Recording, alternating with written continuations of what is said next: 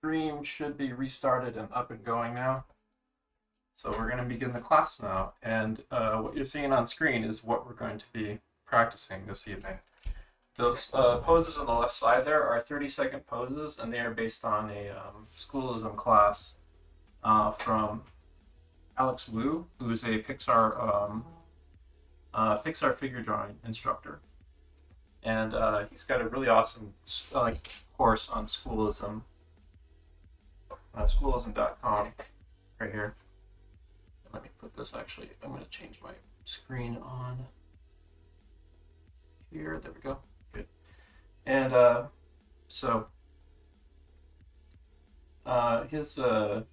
his course is right here. And you can go for critique lessons, and all his classes are unsurprisingly full. And but you can also subscribe like 30 a month or whatever, and like 200 a year or whatever for schoolism, and you get access to his full class and stuff. But basically, like, the content of his class is essentially what we're going to be kind of practicing today. If you want more in-depth knowledge from this, like, subscribe on schoolism to this, or obtain it however you can or whatever. I won't judge. But in any case, like, this is essentially what so this is like the first step for what we're going to be working towards.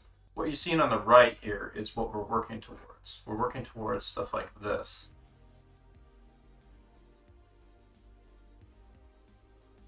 Like, this is after you've clocked in like the several different steps that go into like this approach to figure it out. It's a very kind of like storytelling, animator oriented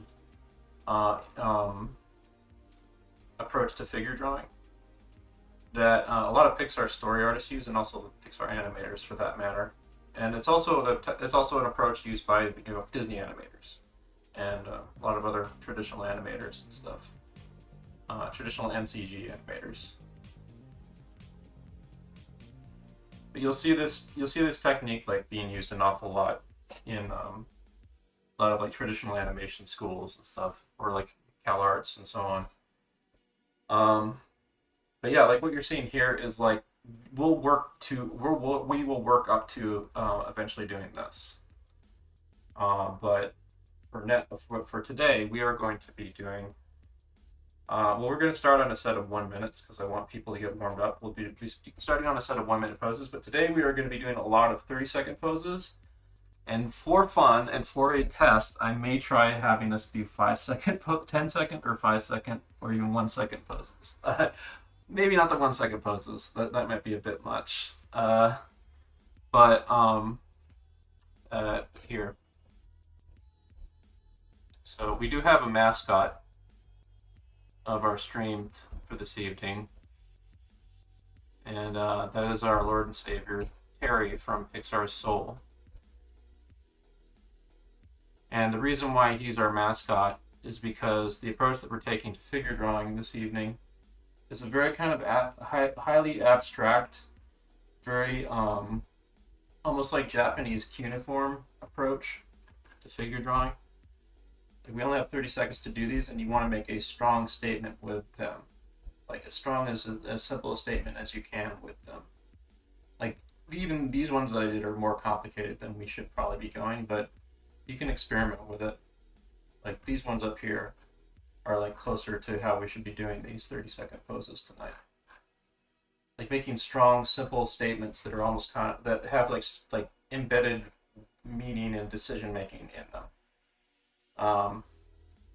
But yeah, our mascot for this evening is Pixar's Terry from Soul, and it's Terry time right now, ladies and gents.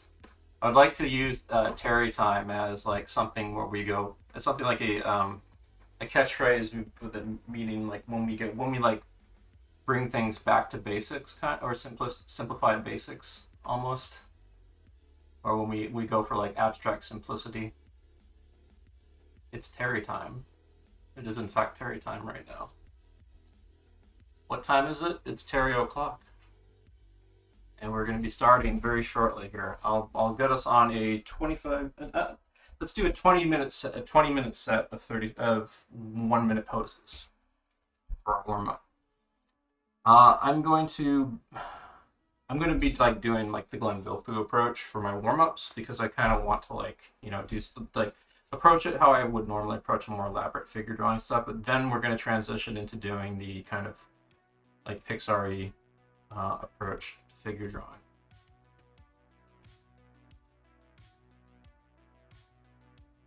Yeah, it's Terry time on the upper right there. Let me christen that actually with some text. It's Terry time. Let's see, text.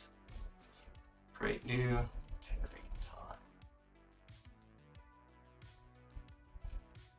Terry time.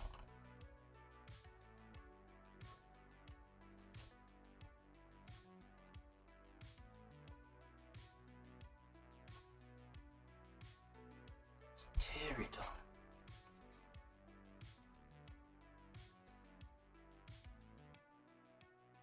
That's good enough. Let's throw that up over here. Arial font's fine, just for this little stupid thing. It's very tall.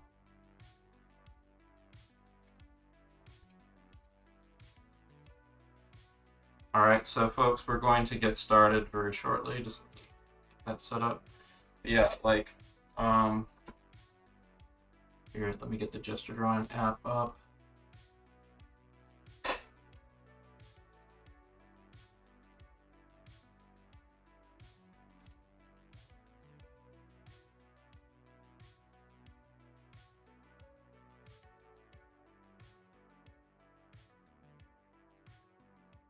Good. All right. So then, figures. Hopefully this is a good enough mix in here. 4 subfolders. Okay, good. All right. So we'll go on 1-minute poses. There's going to be some repeat poses from last Monday, but that's okay for this. Right now we're going to start with a set of 21s, so 20 poses total, and let's just go in and loosen up. I'm going to open the window behind me because it's roasting hot here. If you're in the Discord voice chat, feel free to talk a bit if you want to talk on Discord. Just keep it, safe for work. But yeah, we're starting the set shortly. Just let me make sure everything's set up right. There we go.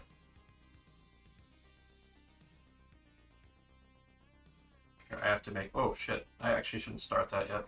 Here, you can get a little cheeky warm up real quick while I set this up.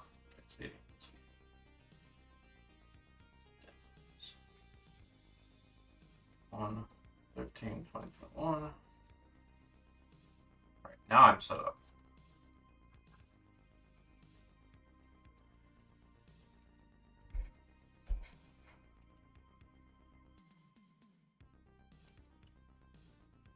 So now I'm just opening the window. We probably at the door here, so I get a good cross breathe. Just roast my top here again. And I'm going to be installing a single room air conditioner for the summer for sure.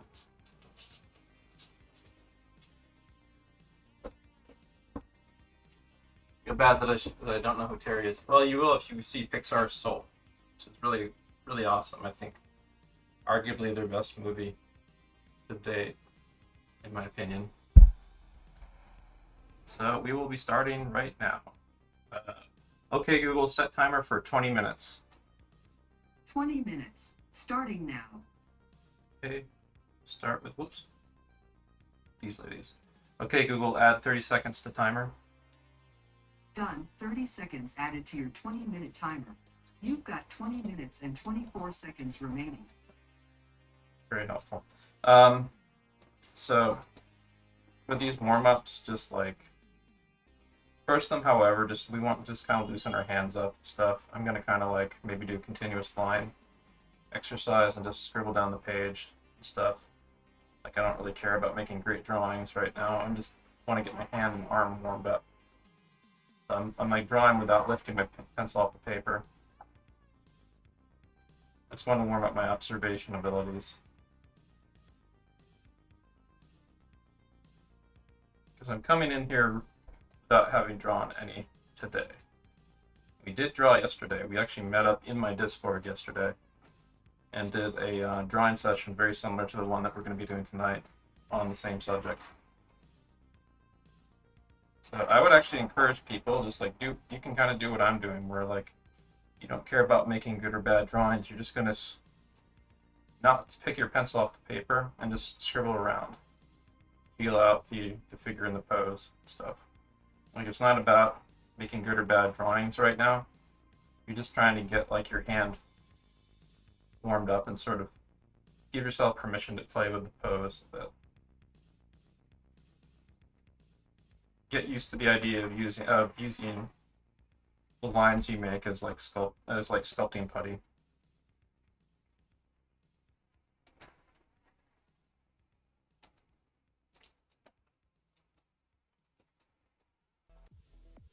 Like, the goal here is not to make good drawings; it's to get loosened up. Because the assignment, the exercise we're going to be doing is going to be very, very clean lines like this. So we want to get like we want to get the scribbly stuff out of our system. Like, don't put out of your head the idea that you have to make a good or bad drawing, or a good or bad drawing. Just like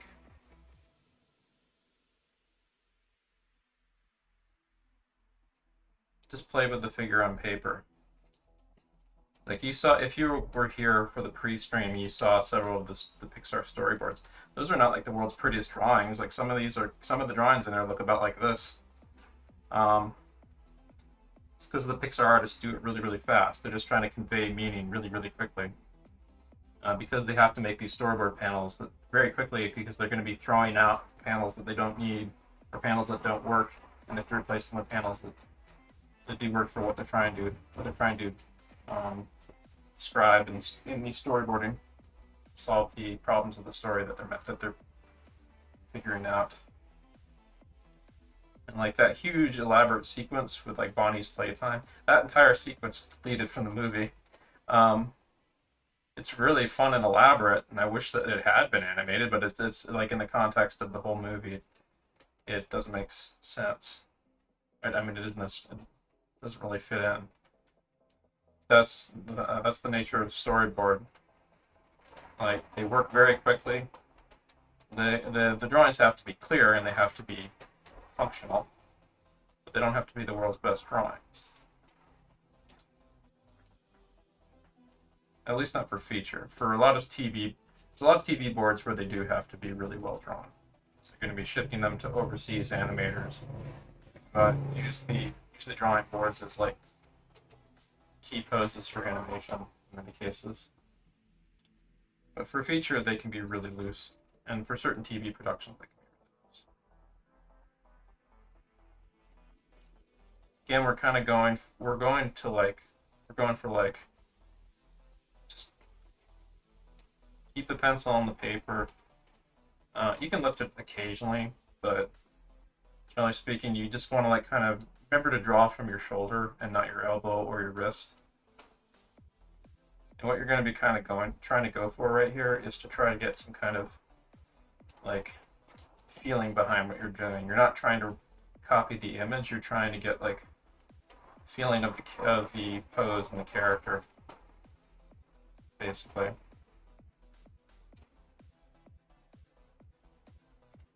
When you don't have to lift your pencil off the page and have permission to scribble like this, then it's pretty liberating for being able to play like this, basically.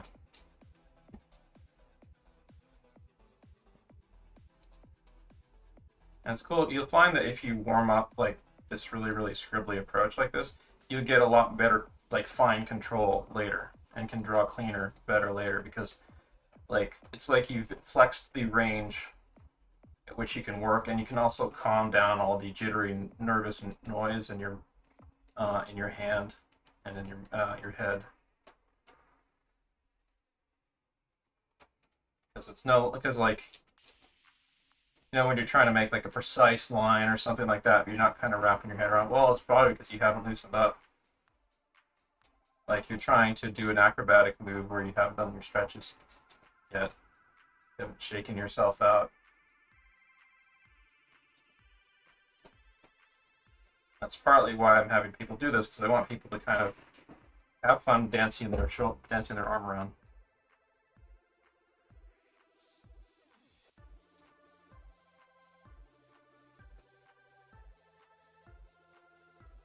I'll turn up the music a little bit.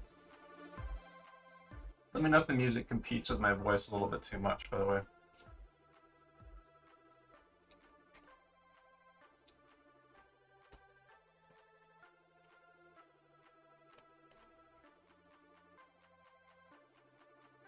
Yeah, these are great storytelling drawings right here. If you were like more warmed up and in tune with the more story approach, figure drawing, these would be like golden fodder to practice from.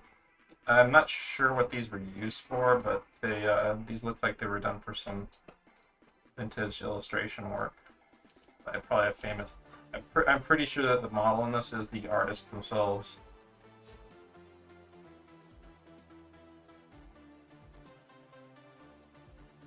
Oops.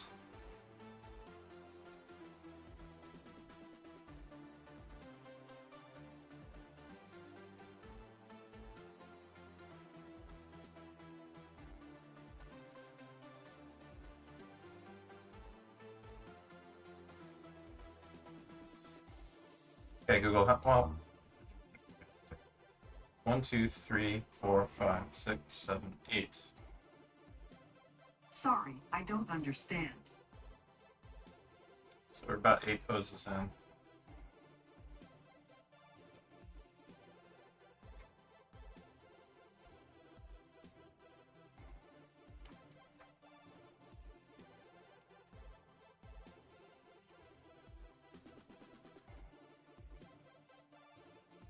Yeah, there's a lot of times like you'll hear from figure drawing instructors, you should draw clean, you should make more clean, confident lines.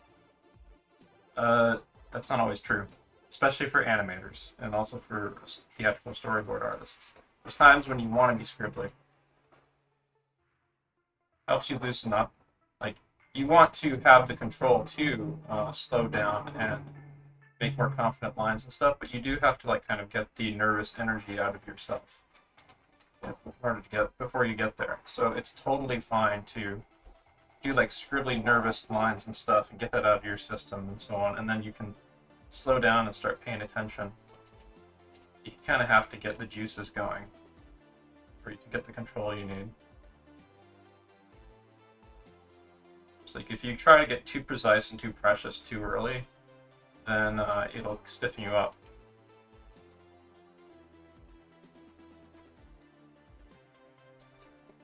So warming up like this where you have permission to play and to fuck around and see what happens. Kind of playing with the pose and stuff. These warm-ups like this are good for that.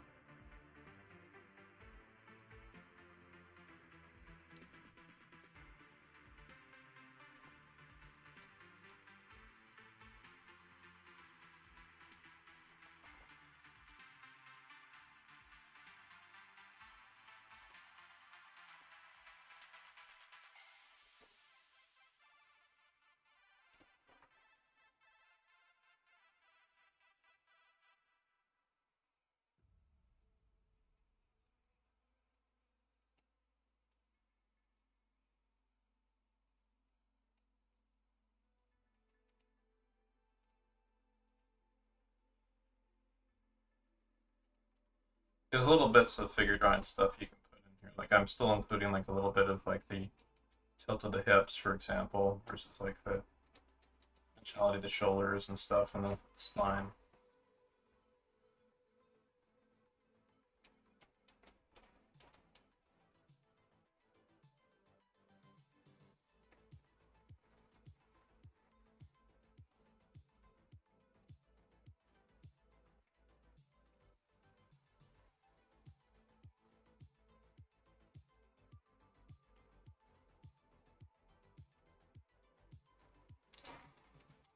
Be sure to shake your arm out every now and then to kind of help loosen up. Try not to put pressure on your wrist. If you feel you are putting pressure on your wrist, use a lighter touch. Don't press down. really hard. You should be using tools that lets you get like almost like you want a tool that you want to be using a tool right now that kind of has the feel of using a cheap Sharpie marker.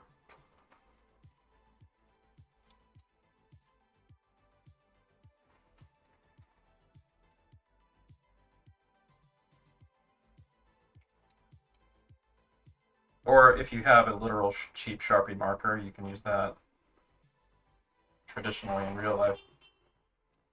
I'm gonna close that window at some point. Just need to let the air out for a little while.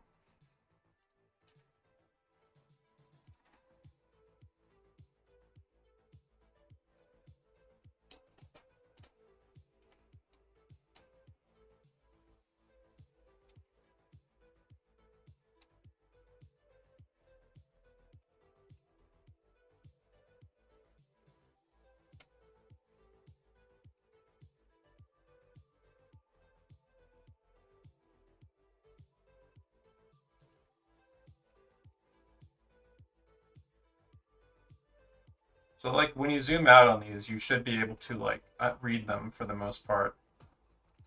Like that's the effect that you're kind of going for here.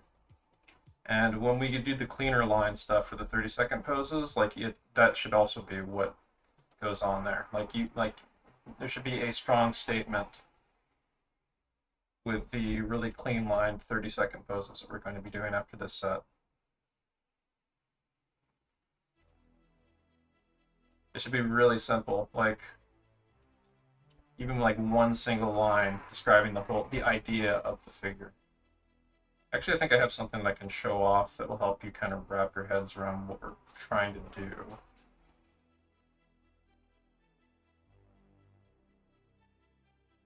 Yeah, I notice I have a habit of making my figures continually way too big when I'm drawing digitally like this, because I keep zooming in and out, and then I keep drawing at different size ratios.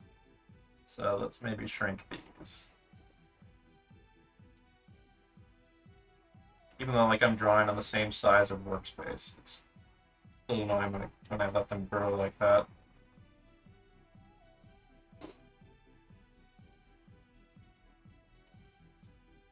This is number, what, 14, I think?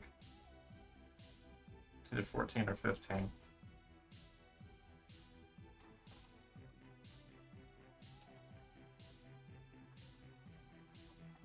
So the value of doing the scribbling exercise is because without lifting your pencil up, is to warm you up to, like, well, first off, it loosens you up, but it also teaches you like how this stuff flows together and interconnects, so you're not breaking stuff up into pieces as much. Like things need to flow together when you're doing figures.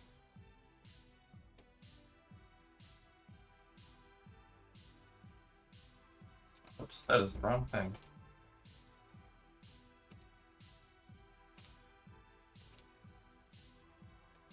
I think maybe queuing up the entire folder was a bad idea. A bunch of stuff in there that probably wouldn't be so hot.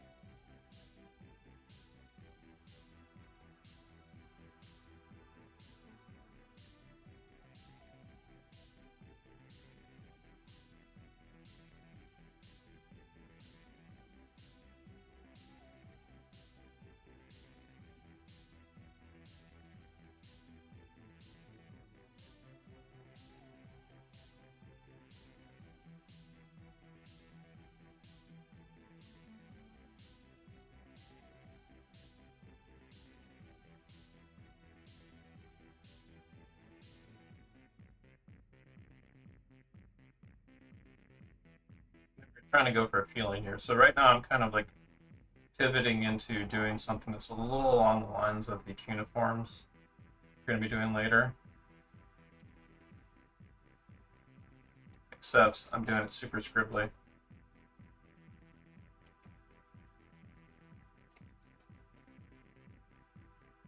Whereas we're going to be doing cleaner, more decisive lines.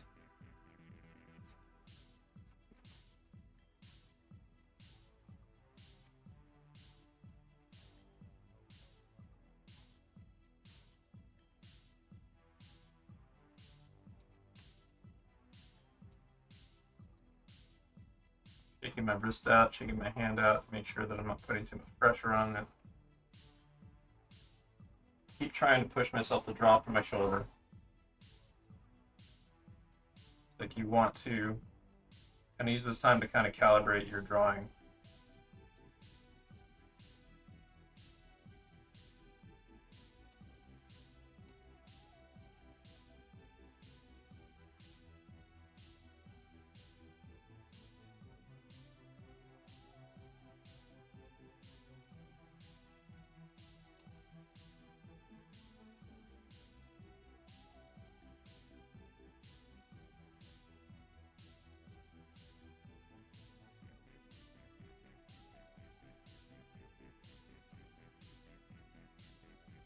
I'm surprised. Like, there's a lot of traffic going on behind me, but I'm using an AI noise filtering thing, so I'm hoping most of it gets removed.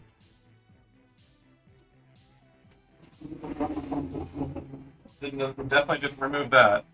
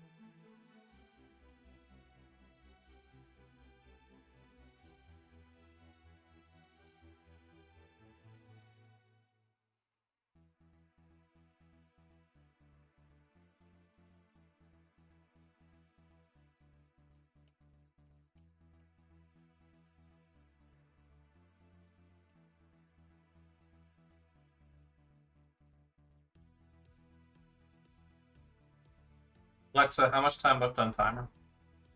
Oh, wait. There are no timers set. Okay, Google, how much time left on timer? T-minus 2 minutes and 4 seconds. Cool. So this is the second to last pose of this set. Also, I'm going to be taking off slightly before 8 p.m. tonight because I have a play date with some game developers. We're going to be playing Deep Rock Galactic together. I'm not going to be streaming it, but I think they are going to be streaming it. I'll put the stream link in chat, wherever it is. I'll probably put it in general discussion or something.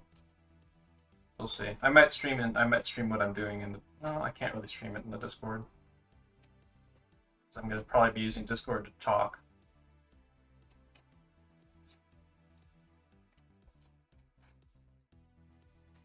Let's get that guy. Yeah, this is good. Both figure. Opportunity to kind of practice that overall kind of shape a bit. Give it a nice sharp shoulder tilt. Hip tilt on the body.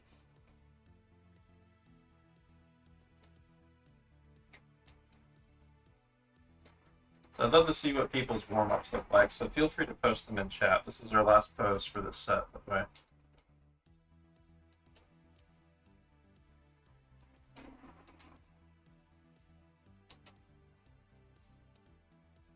Yeah, we're going to be taking much more of a look at like Pixar storyboarding type stuff in the next few days.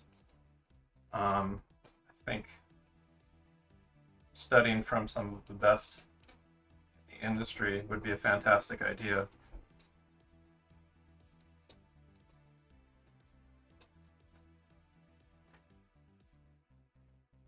Pause that there. Yeah, you can draw that one if you want. I think I will. Okay, stop. Just gonna do like a quickie with this one.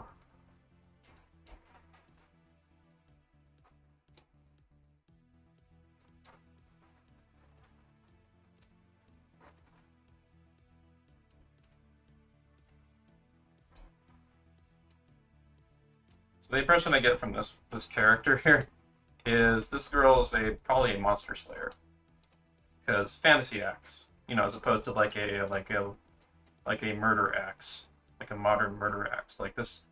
She's probably a character who she could be either be in like early 20th century Victorian England, or she's just a character in modern times that dresses kind of old timey, and she fights monsters with a enchanted fantasy axe or whatever. That's the impression that I read into that costume character. But anyway, so yeah, your page should look something along these lines right now. Just like crazy continuous push lines and stuff. Like very minimal taking your hand off the paper. You shouldn't be putting a lot of pressure on your hand, your elbow or your wrist. It should all be coming from your no pressure, light touch, and you should be driving your drawings with your shoulder movements. So that's the warm-up set.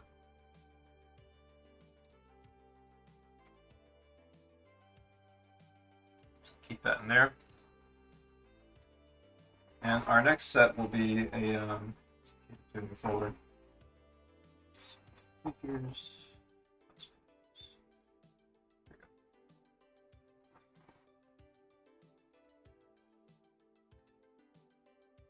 What's in here? No idea. I need to get more figures, but this will do for now. Well, in any case, we're going to be taking actually, let's take like a 10-minute break here, because then I can yoink some additional pictures from the internet to fill out our folder, and you'll see how, I'll show you guys how I yoink stuff. Let's see here, Pinterest, and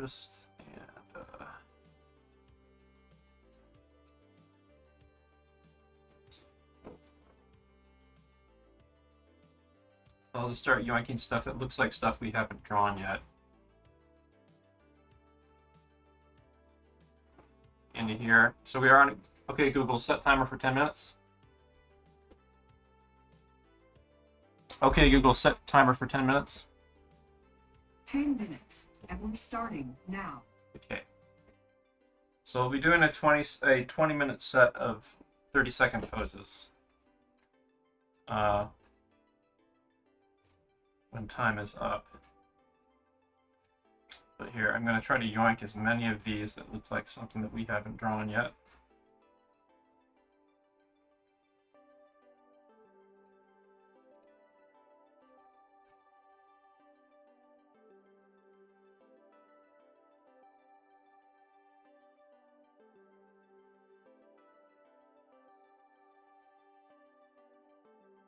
Pretty elaborate pose, elaborate pose in here. I'm gonna try to see if I can find some stuff that looks like just normal people poses. Let's see. Oh, that's a promoted image from Nordic Track. Jesus. Oh well.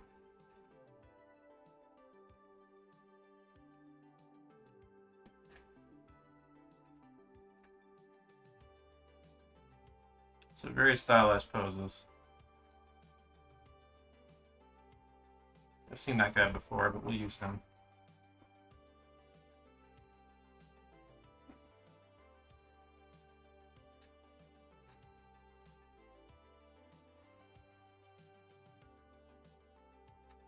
Here we go. Let's see if we can. Usually with something like this, there's. I was hoping there would be like a set.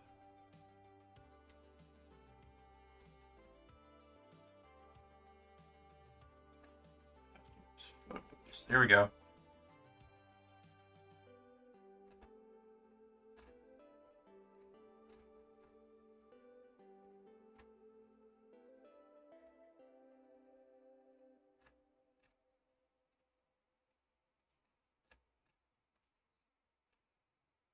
Ooh, that's a really cool painting there.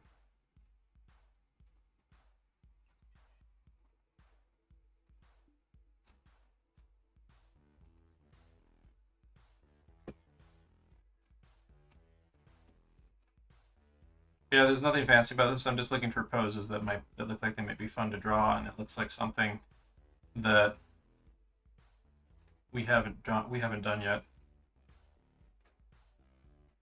think we haven't done her, even though we did that like her in a different pose. Yeah, there's a photo set with a bunch of her. Yeah, there we go. These are always good.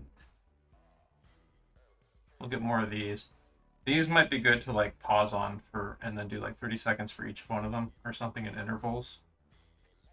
Oops, we don't want this, do we? That's a 3D model. I kind of want to avoid 3D models if I can help it. I think that one's a 3D model also. With some exceptions, the 3D models tend to be a little bit stiffer than real life.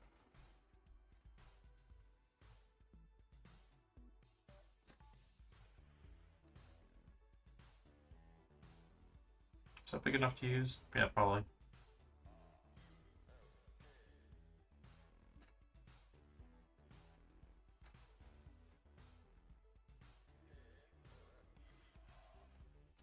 Seen a lot of familiar faces of stuff that we've drawn in previous classes in here. Alright, let's see. Figure standing. Some standing figure.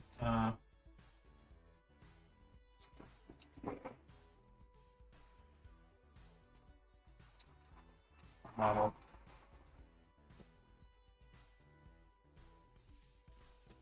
Model photography is pretty good, although it is pretty stylized also. It's stylized poses, but there's some occasionally like some very casual looking standing stuff.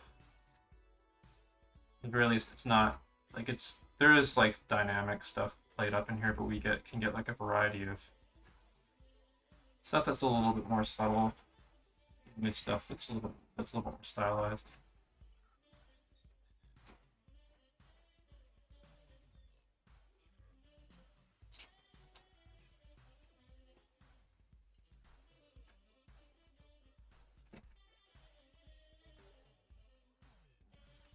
This is starting to look like a darn good variety. We're pretty close to what I think would be enough fodder for the evening. So, okay, Google, how much time left on the timer?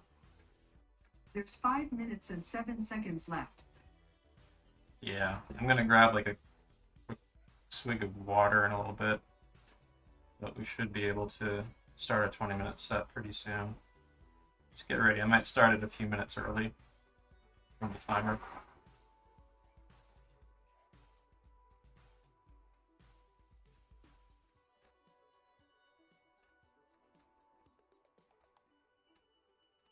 Alright, so save. Save what I got so far. So figures.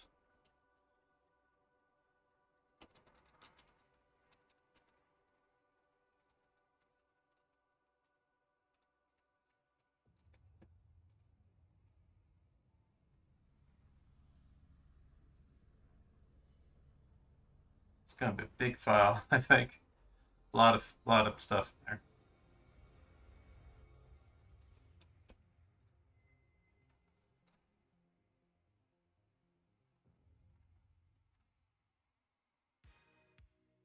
Go. Let's export it. Save it. Export. All images. Figure, poses, mix, 2A. There we go.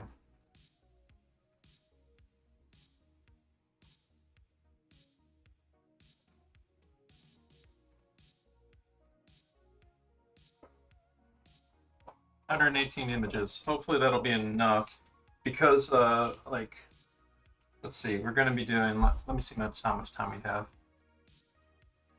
Okay, so I get off at like 8 p.m. so roughly around 4 sets of images. We might have to do some repeat images, but these will be 30-second poses. That means we're gonna be doing a whopping like 40 images per set.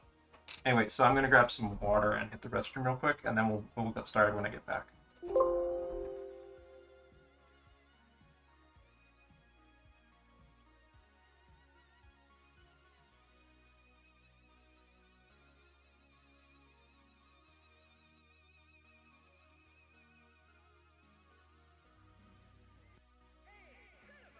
It's refreshment time!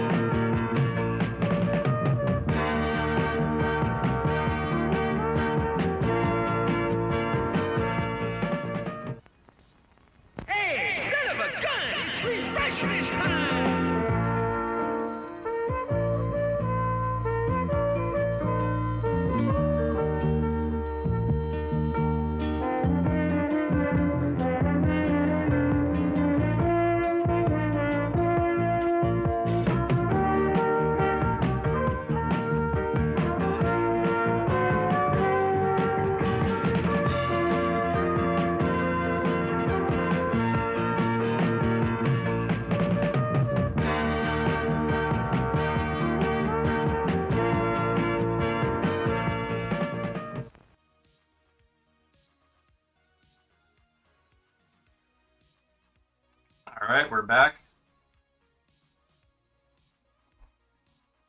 So we do have one person. Well, let's see how many people posted. A few people did. Looks like.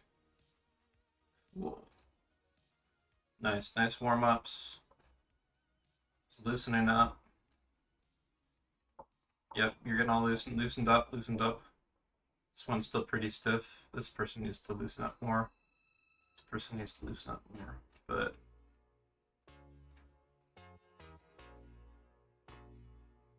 definitely go for a lighter touch and don't be afraid to scribble when you're doing warm-ups like these.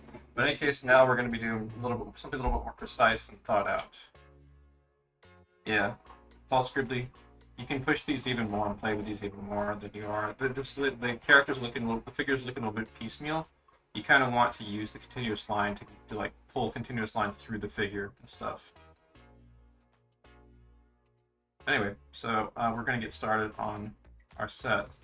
So I'm going to be running a little cheat sheet of myself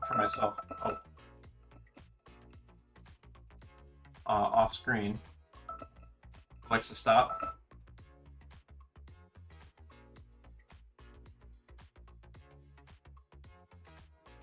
So let's see here.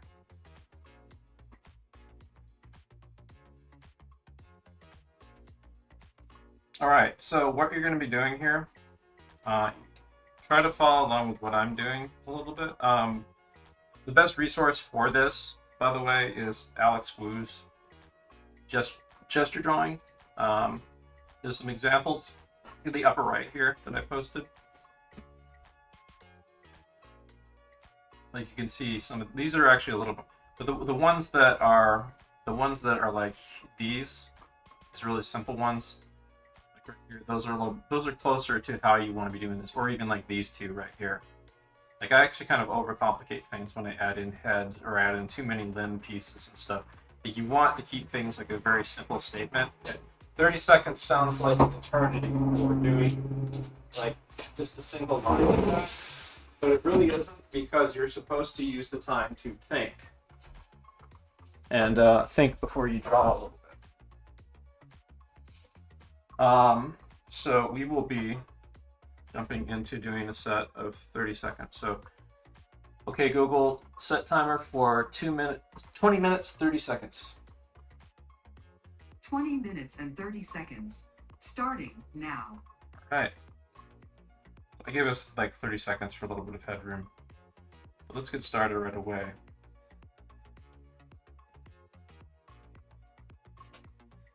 So let's see here. What's the simplest statement you can make about this pose?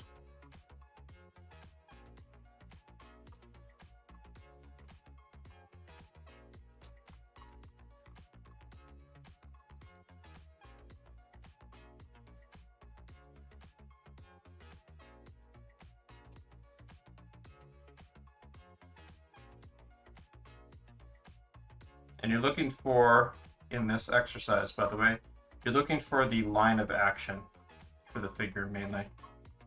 Like the overall driving line. Like in this case, I think like the longest line of action is this, that up and down throughout this figure's whole body here. I could add more to that figure, but like I wanted to just like really nail that one.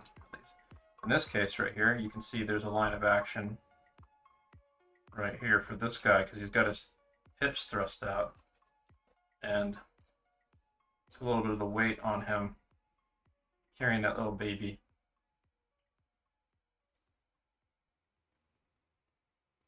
So you can actually slow down for these. Like you want to think when you're doing them. Yeah, you can add a little bit of extra in there too. Like I added like just these, like the sword here.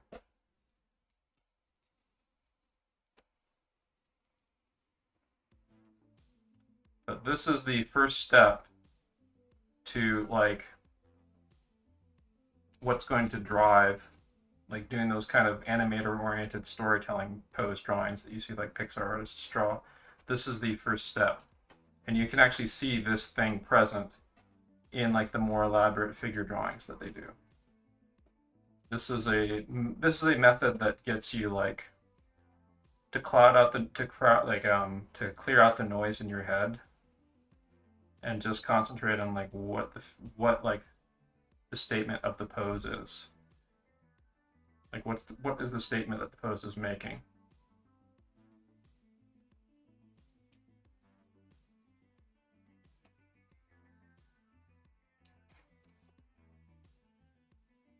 Oops, I didn't switch the shit. I'm sorry, I didn't switch it back over to. There we go.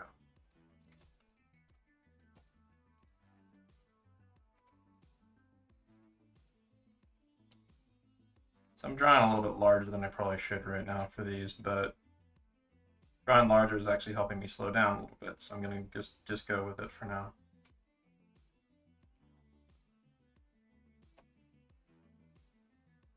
But if you notice when you try to do, like I did too much stuff in that, like I did, so I got a little confused.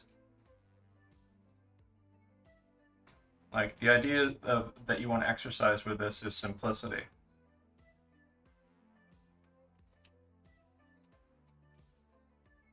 Sometimes you can add a little extra in, like I feel like adding that extra leg in. Maybe add that hip tilt.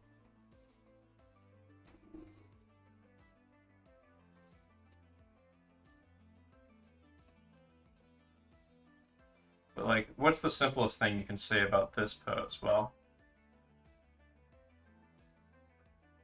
it's kind of curling in like that, and her feet are supporting her. So that's like, this is my take on it. There are definitely like other people who might have different simple takes on it, but this is like the simplest thing I can say about this pose from this attempt at it.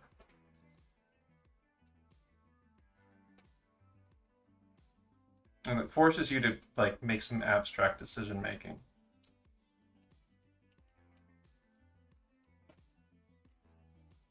Like this right here, for example, there's this that slightly implies the lean of the head.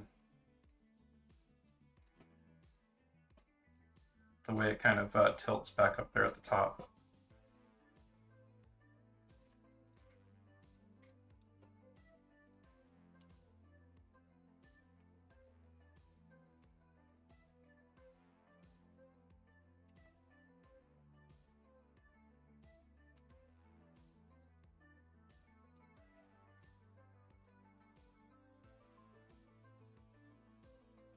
Feel free to experiment a little bit, but you want to kind of favor like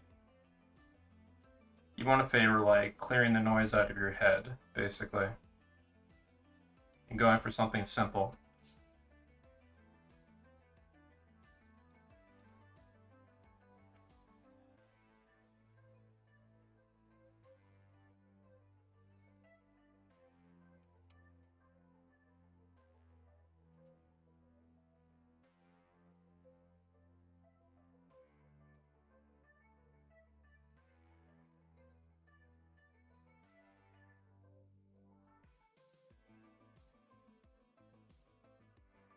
As you start to get more proficient with this technique,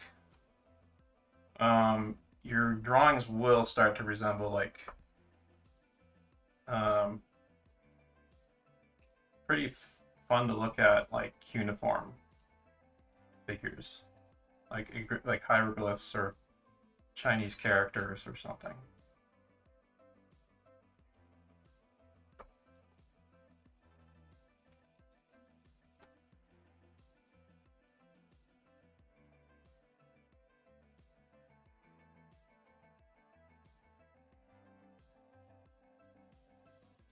And it's cool because like with this continuous line, you can embed attitude and action in it. Like there's attitude in this pose that I was trying to get with this line right here.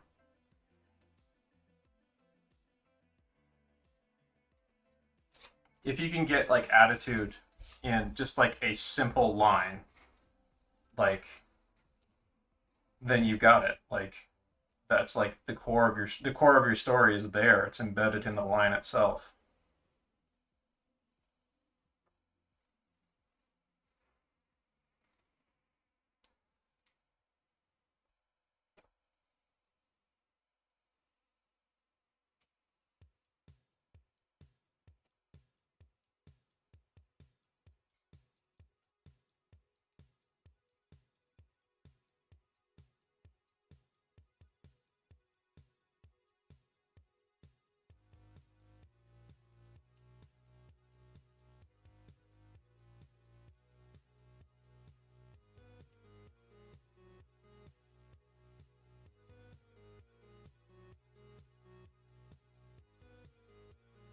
Sometimes you can make something that resembles an actual figure a little bit more. Other times you'll be making like really kind of simple abstract things like this.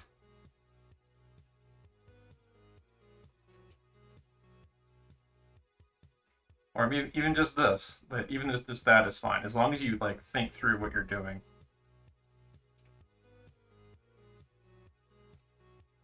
Also, like, the goal of this assignment is not to make pretty cuneiforms.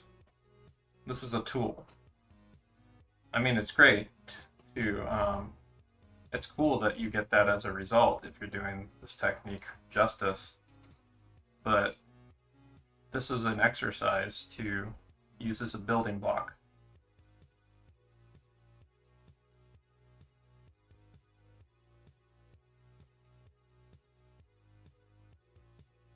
And in the coming weeks and days, we will be combining this with the next logical steps in like this approach to figure drawing. I'm gonna do this one from memory because I kind of like that. Right, so hey, look at that. Like, what's the simplest statement you can say about this pose? Well, maybe something like one like that. Maybe something like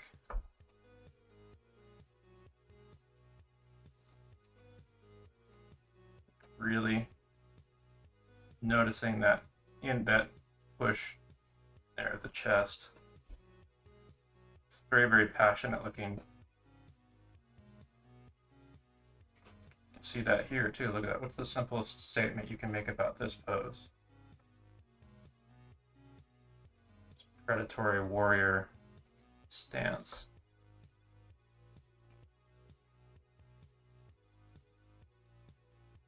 Simplest statement you can say about this is this line that I made here. Although I don't think I'd successfully pulled off the predatory hunch as well as I could have.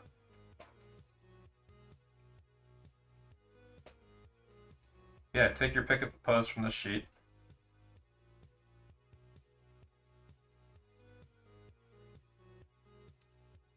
Oops. And sometimes you might misfire. Like, I feel like I don't think I did that justice, but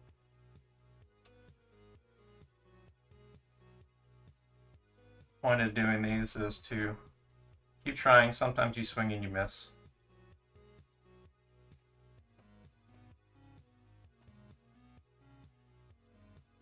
And if you do swing and miss, maybe try to save it a little bit.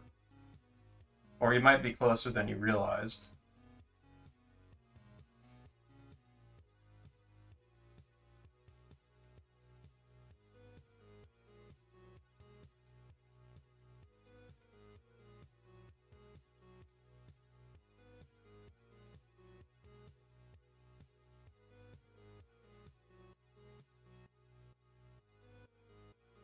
So who here has used this technique before?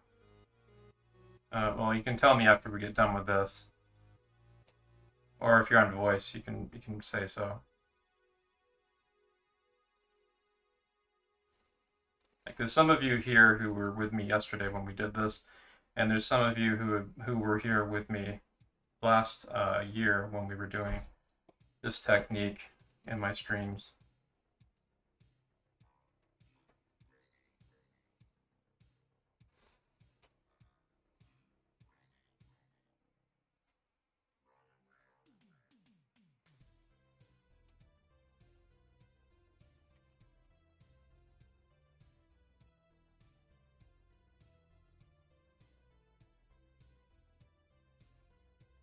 Get a little bit loosey-goosey with these. Okay, Google, how much time left on timer?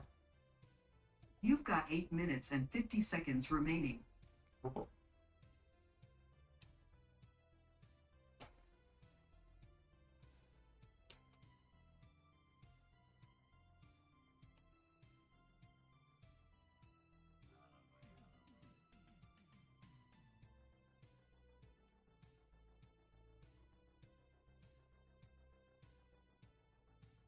So this is, of course, a technique to improve. Oh, well, yeah, this is a 3D model, I think. Yeah, it looks like a 3D model. So the posing's a little odd, but I think it's usable. I'm gonna do this guy down here.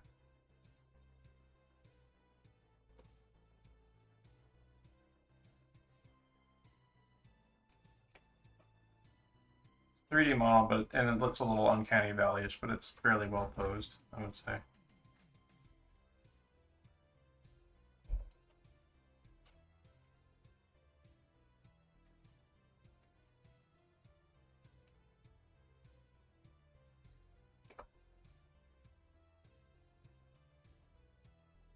Getting kind of thrown off on this one for some reason.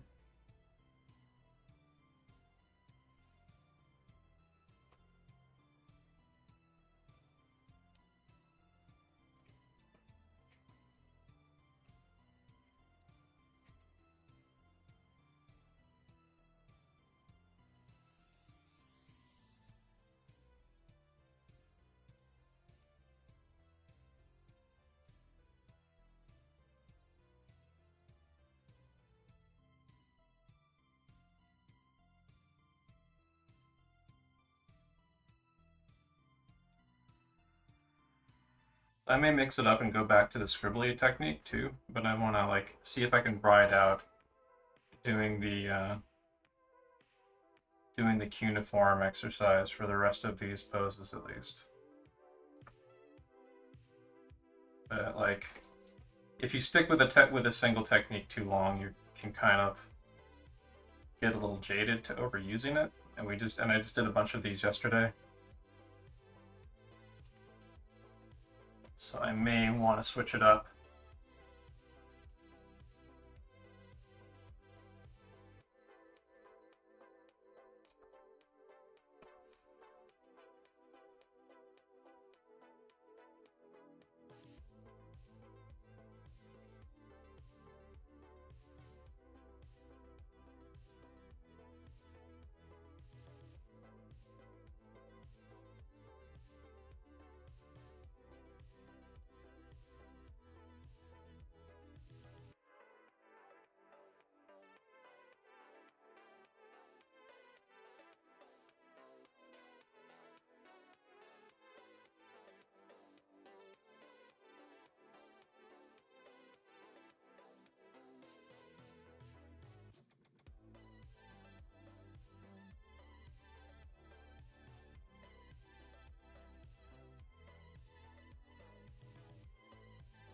Yeah, actually, I'm definitely improving at using this technique.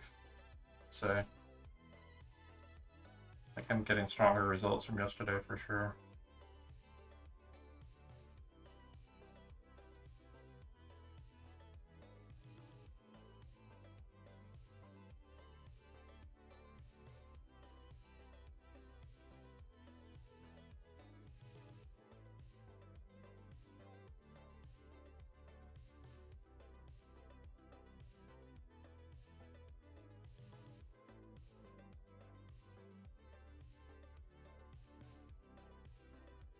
See this pose come up an awful lot in these. What site are you using to cycle through? I'm not using this site. This is a personal image collection that we just physically saw me yoink, and I used PureRef to yoink them from the internet, and then I exported them, and now we are playing them with a $15 app called Gesture Drawing 3. So that fucking Nordic track thing.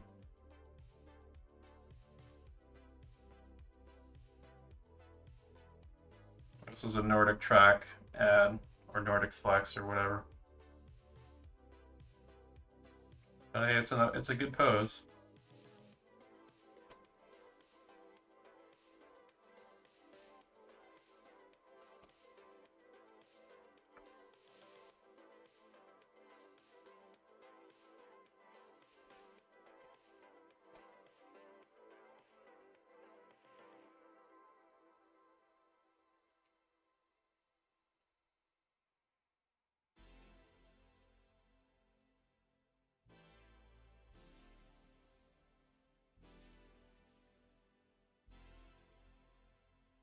I think I overcomplicated this one.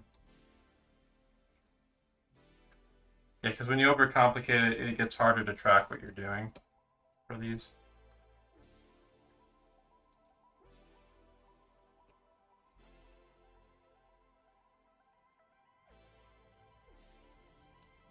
This is almost kind of an exercise in self-discipline and observation, really.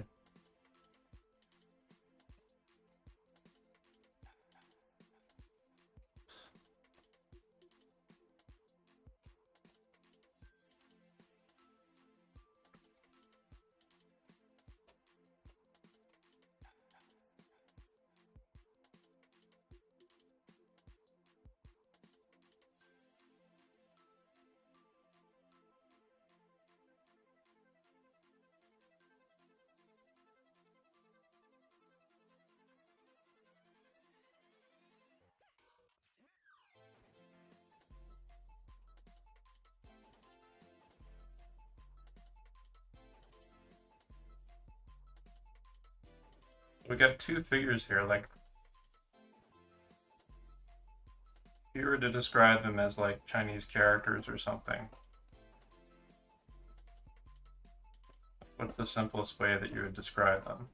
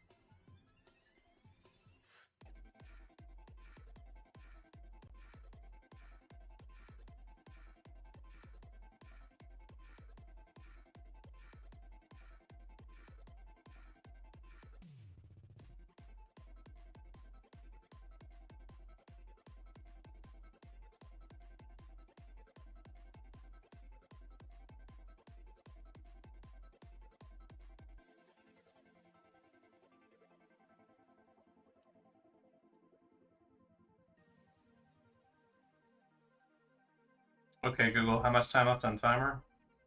T minus 59 seconds. Cool. So I'm going to say this next pose is our last pose. Oh, not that one. Let's do this one. The last pose for this set before we get like a 5 or 10 minute break. And then we'll go back to another set.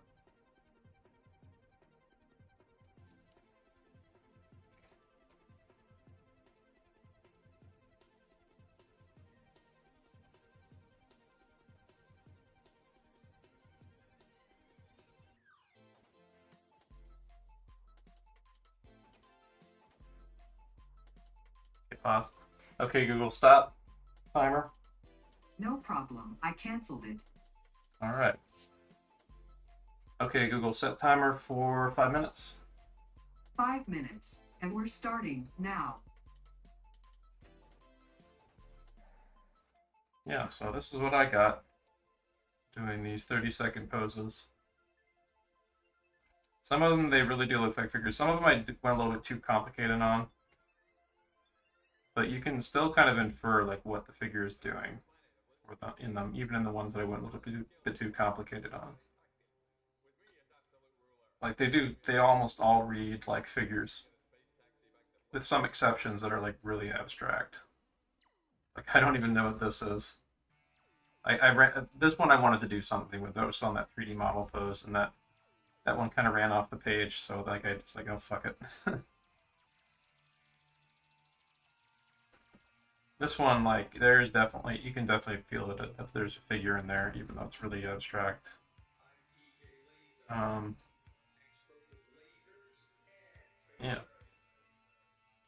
So I'd love to see what other people made. So feel free to post yours in chat.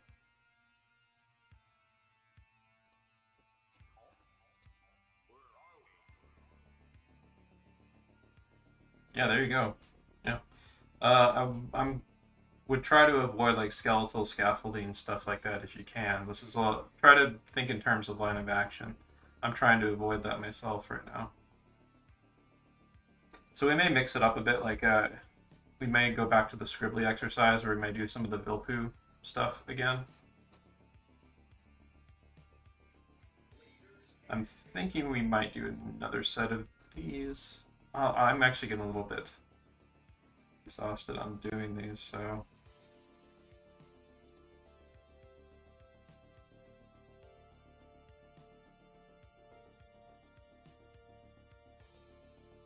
it should be working.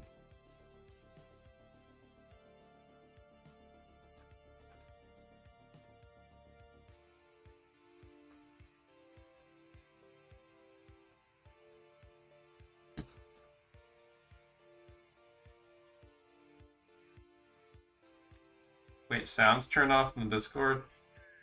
And I'm pretty sure that permissions is speak. I mean, you should be able to speak.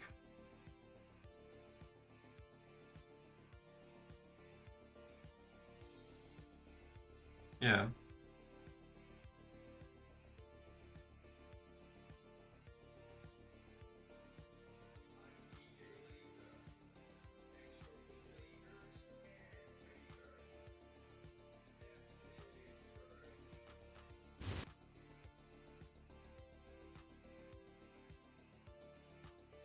See if it's on the right sound setting. Okay, Mm, there we go. what if you have like turned down the volume? Okay. No, I figured it out. Yeah.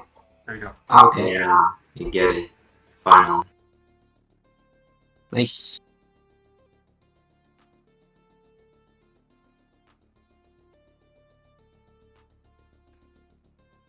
Actually, here, let me fix this real quick. Let's put on that. We're on the headset. So I'm trying to cut back on my headphone use. So, see, I should be able to hear people through the headset. I just have the headset like away from my ears right now. So let's see here. So yeah, try talking so I can test this real quick. All right, cool. Can you hear us? Yes, I can.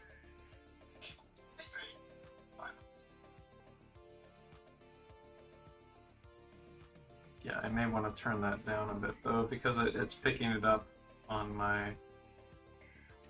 All right, say some stuff. Well, Steve, we have done this before, so I did it yesterday with you, but I had it done before. Okay.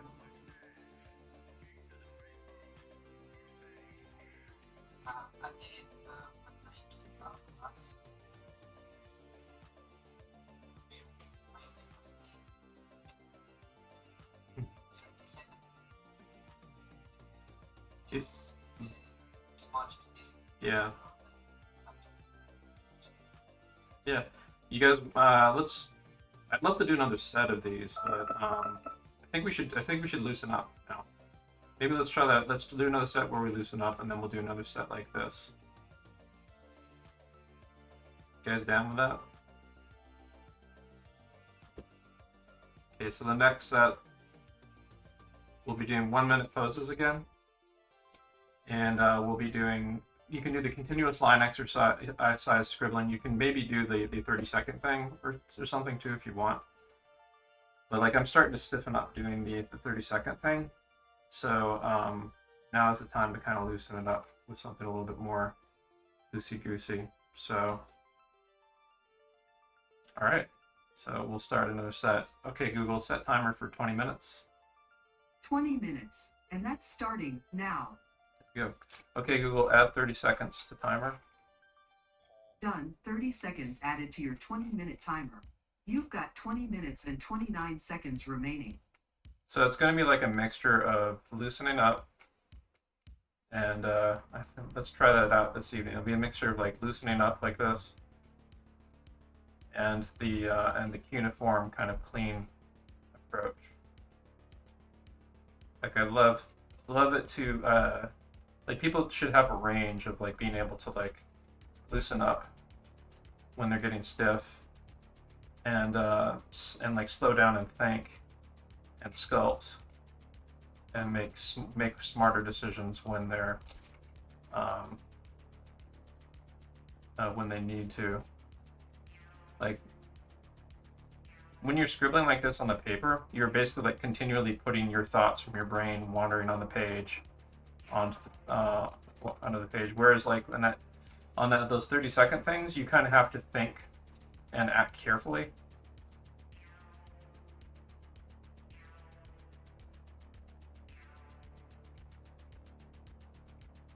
Whereas you have a little bit more room to kind of play freely like this. And some of what we did on those 30 seconds will be influencing this. Someone say something?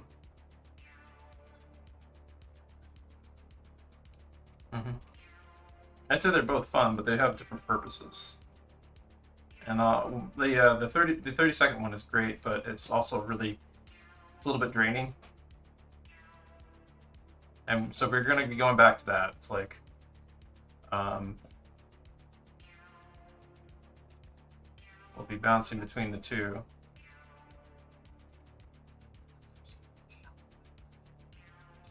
Oh yeah, for sure.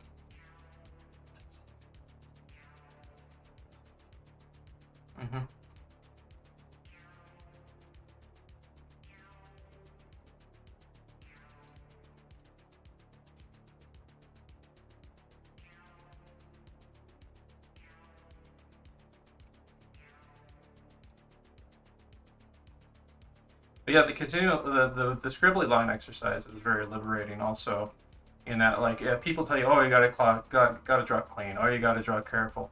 I'm here to tell you that that's a load of hooey.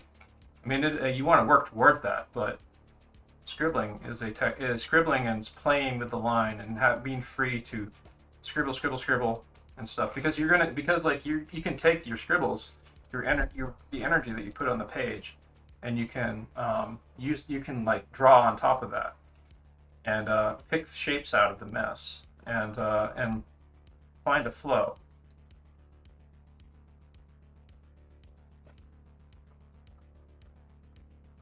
I mean, it's not totally hooey, but I mean, as far as like animators are concerned, like it is kind of hooey.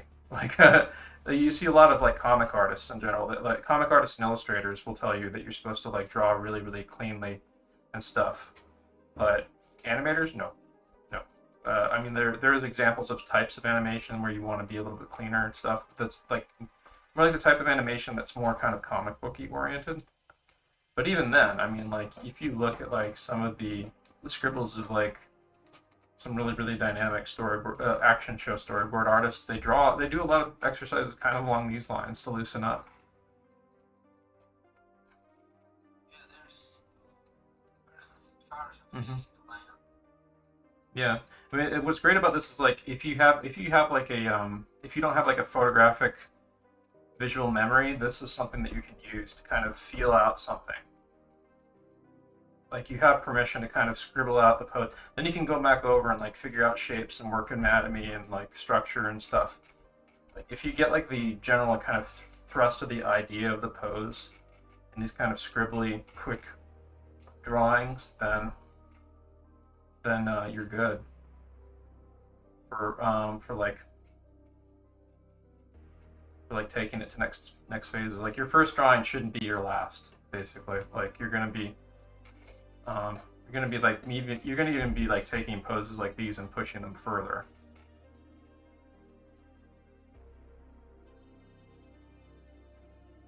Yeah, the scribbly line exercise is a fantastic way to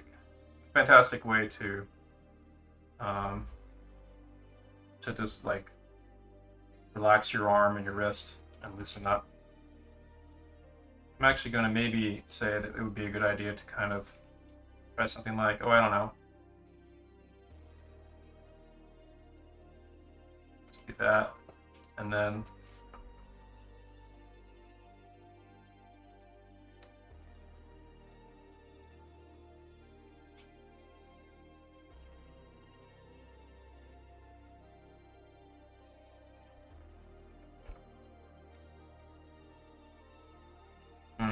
yeah, there's some stuff on this pose that there's not enough time for me to kind of try to recapture or to take another attempt at capturing it, but I'm gonna try to see what I could.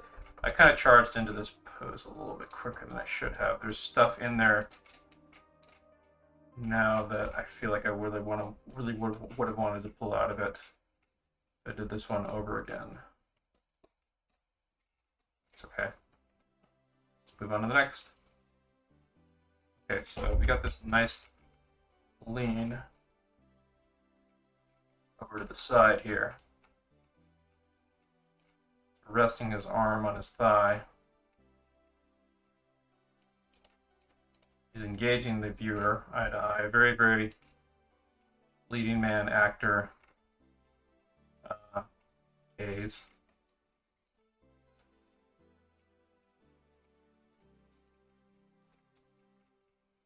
Though, because he's staring directly at the viewer, this is a magazine model shoot. The actors generally, for the most part in films, will not stare at the camera unless they're trying to break the fourth wall, with some exceptions. Because like the moment that an actor stares at the camera, like there's like some kind of a weird illusion that's broken. Not always.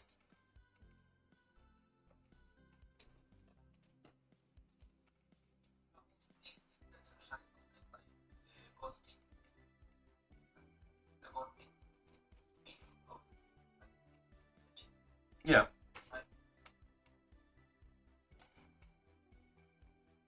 It'll expose you to like stuff that you might you can use this exercise as a means to practice stuff that you're kind of bad at, and just like do it really quickly without worrying about making it good.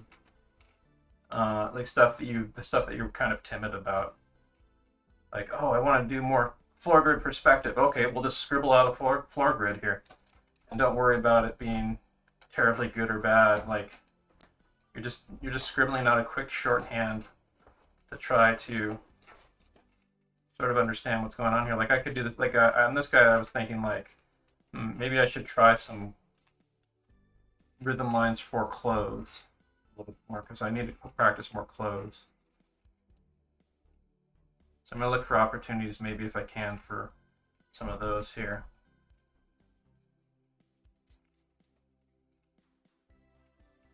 Also, again, if you find yourself pushing a little bit hard, like I just caught myself pushing a little hard with a pencil, just like shake your arm or your wrist out, and then like you start using a light touch again. Because the moment, because when you start going a little bit too hard, it's going to put pressure on your hand. You won't get the control you need, and you won't have the freedom to play as much unless you're using a light touch.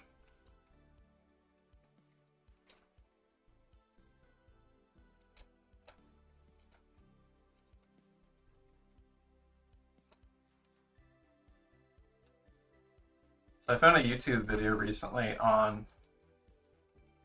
exploring the subject of if they had a device, like what would like our visual memory look like if like we had a device that could translate basically pixel for pixel like imagery that we see in our head, in our imagination, or in our visual memory.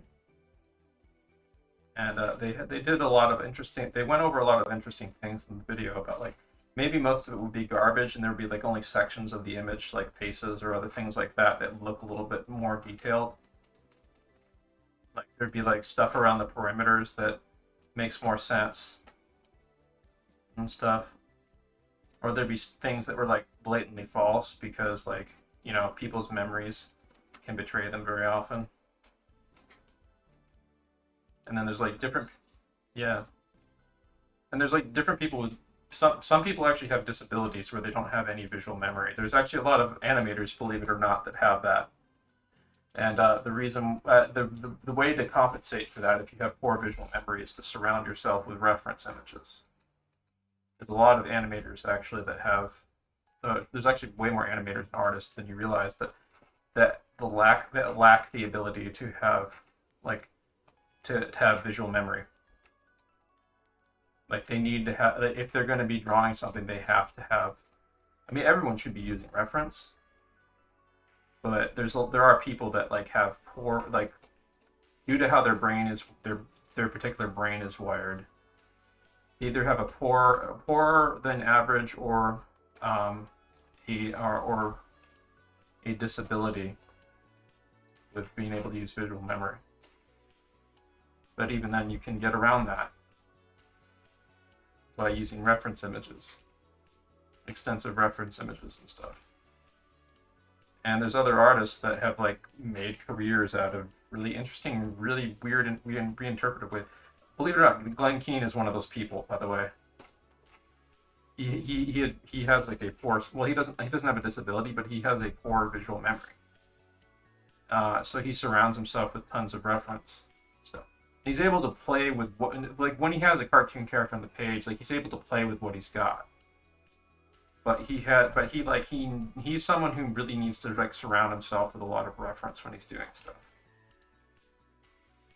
Like you can kind of see that sort of reflective in his work. Like his animation is very like highly scribbly and intuitive and stuff. Like he's playing around with almost like cloud shapes and forces of the animation rather than actually trying to physically draw the thing. The animation is like his rough animation is really kind of highly gestural. And then there's artist Chuck Close, which you guys might be familiar with. He's that guy who does like those gigantic, like super photorealistic pictures. So like Chuck Close is you don't really want to imitate someone like him if you're trying to become a good draftsman per se, because like he has a particular approach to how he does stuff. Like you don't want to go for photographic, like photo. You don't want to go for like copy photorealism. Well, unless you're like you are trying to do that kind of art, that's fine.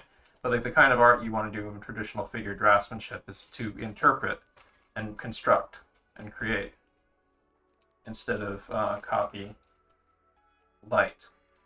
But what Chuck Close has is he has a disability, like an actual disability where he does not have the ability to like, he does not have a visual memory for things that are not 2D surfaces. And but he has an amazing visual memory for 2D surfaces. Like that's the flip side of his disability. So as a result, he's able to like when he breaks down a photo, like he can't remember people's faces or their features and stuff. Like he's got like a disability for that.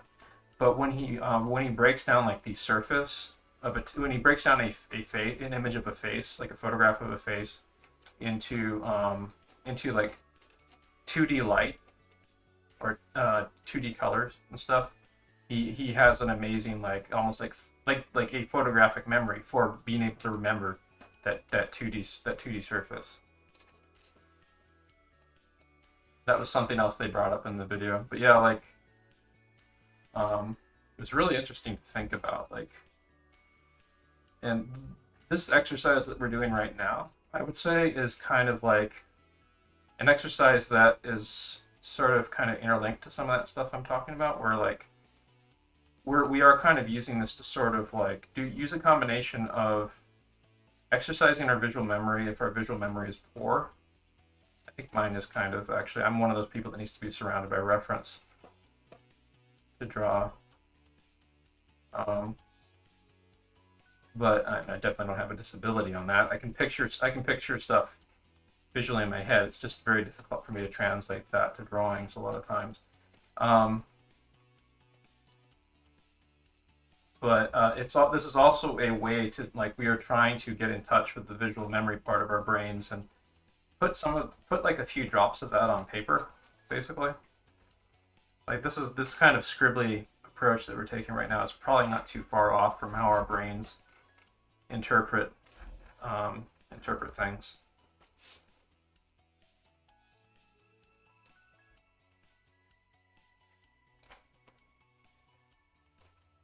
Of course, the goal with this is like we want to learn, we want to start being able to play with this. Like we want to take what we're seeing here and we want to playfully riff on it and be creative with it. So that's where we're heading with this kind of practice in the future. Like we'll be able to like take a pose and like drastically push it, or turn it into a full character. Some of these, like this guy's starting to look a little bit like a character. I could even add like a exaggerated nose here or something, and it wouldn't be too far off.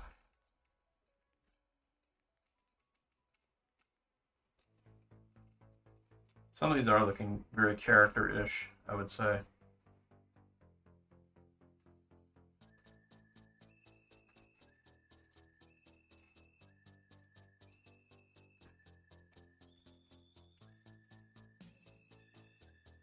Okay, Google, how much time left on timer? There's 4 minutes and 12 seconds remaining. I'm not going to discourage people from like trying to turn these guys into cartoon characters if they want. I would say if you're kind of new to this stuff, maybe hold off on that for now, because you kind of want to get your visual memory going before you get, because you can get too far too quickly into cartooning these figures, and you will ignore the important stuff.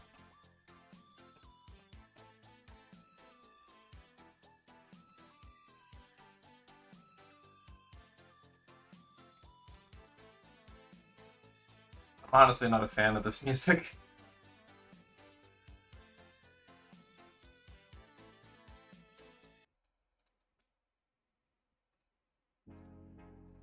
There we go.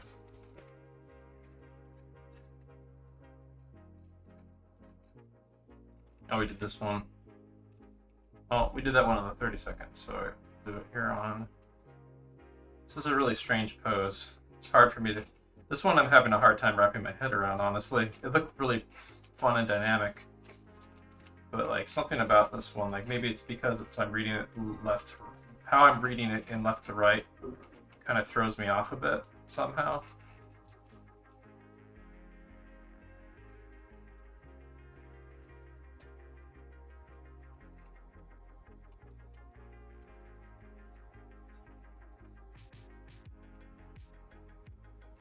Like my brain doesn't really want to read this image. It's really weird when you get poses like that.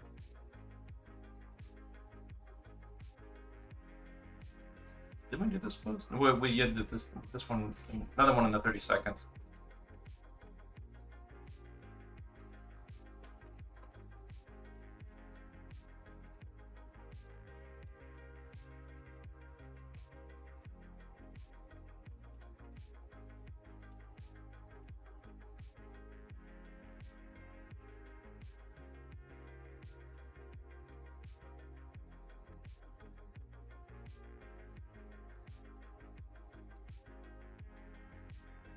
Okay, Google, how much time left on timer? There's 1 minute and 42 seconds left.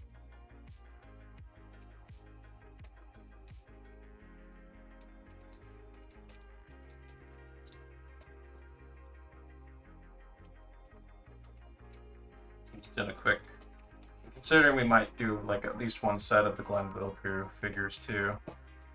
People who've followed along for those. Let's keep the fire burning of some of the other things we practiced throughout the week a little bit.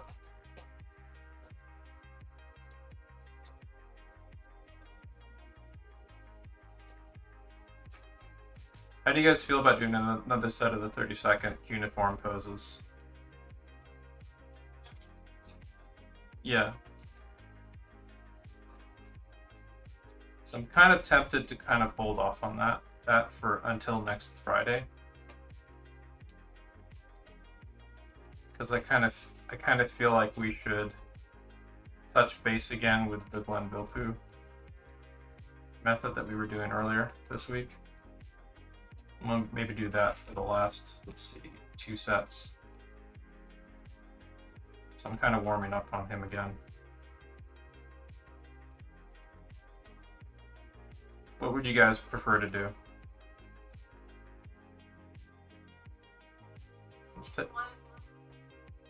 Would you guys prefer to do the Vilpoo, or do you want to go back to the 30-second one?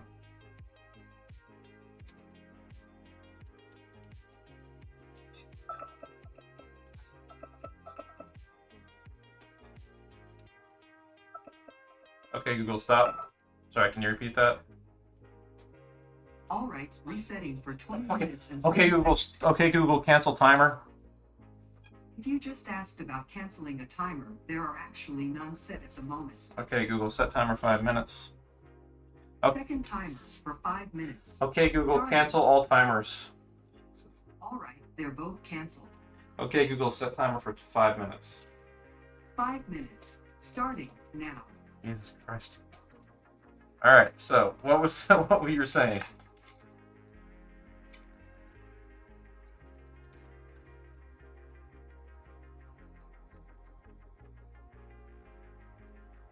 Yeah, I also. You want to do the 30 seconds? Okay.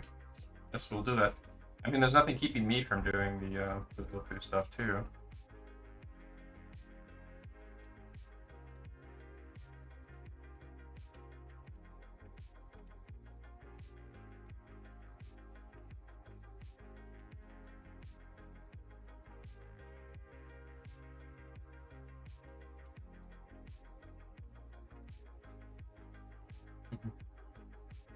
Oh, I almost forgot. I gotta make sure I sign these. Let's see. 1, 13, 20, 21. Paste.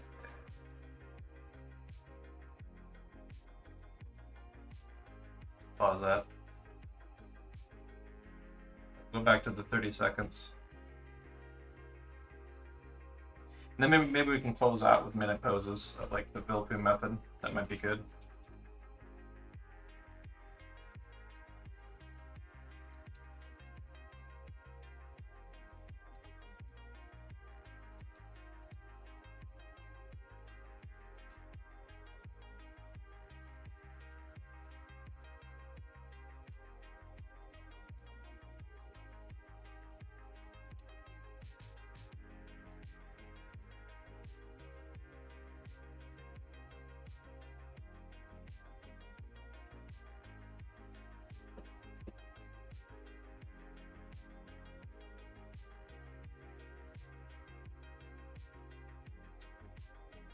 Interview?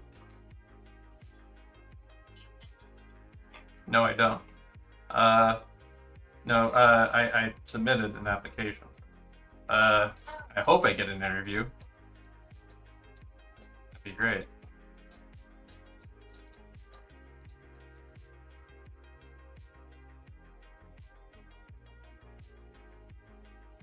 Pretty nice. 1 set, 2 set, 3 sets. Yeah. Seems good. Well, yeah, we'll do, I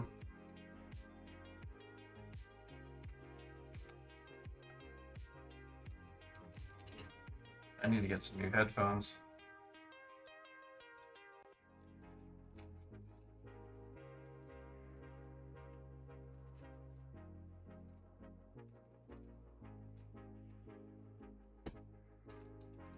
Anyway, I'm gonna get it. Okay, Google, how much time left on the timer? You've got 1 minute and 51 seconds remaining. So tomorrow, we're gonna meet at the same time we did yesterday, 5:30. We'll be doing more figure drawing practice, but I also want to like take especially nice long look at some storyboard related stuff, like particularly like a bunch of Pixar stuff. So we'll be looking at and studying a bunch in the Discord, not on stream. Tomorrow, 5:30 p.m. we will be getting some more drawings like these in, but we'll also be looking at like more like storyboarding and storytelling. I'll be like dredging through anything that I can for like what Pixar artists have to say about storyboarding and so on, and see what kind of study fodder we can use. Should be really fun.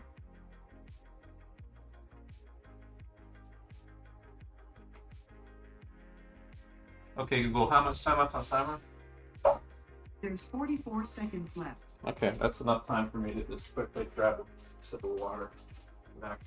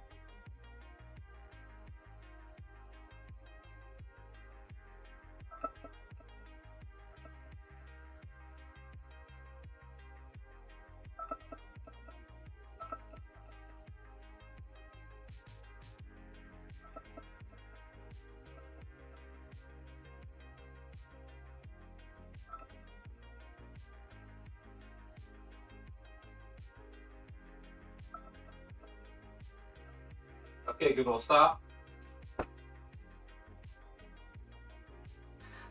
So I'm just going to leave this 10-hour loop of home resonance playing because it's royalty free. But it seems to be pretty useful as background chill music. But let me know if it gets a little annoying on the stream. I'll change it to something else. I can barely hear it, so it's like background radiation for me.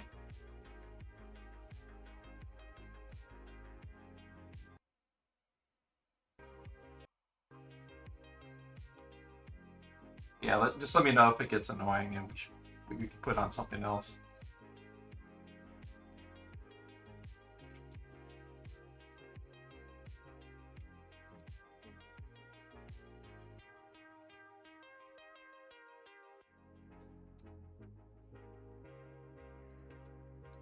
Actually, let me see if I can find a royalty-free chill wave mix. Chill wave. Royalty-free.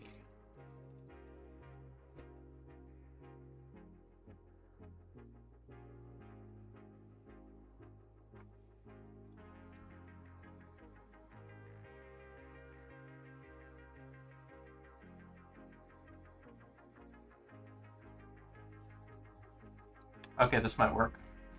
Let's try this.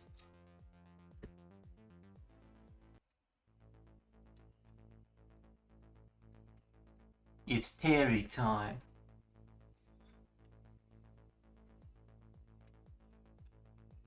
Alright, so we're gonna get started. Okay, Google, set timer for 2 minutes 30 seconds.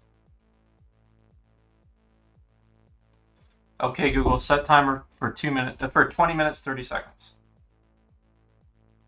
20 minutes and 30 seconds. And that's starting now. Hey, there we go.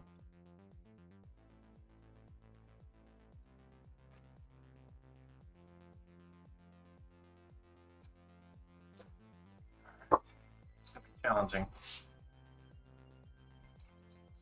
Listen up. Remember the simplest line.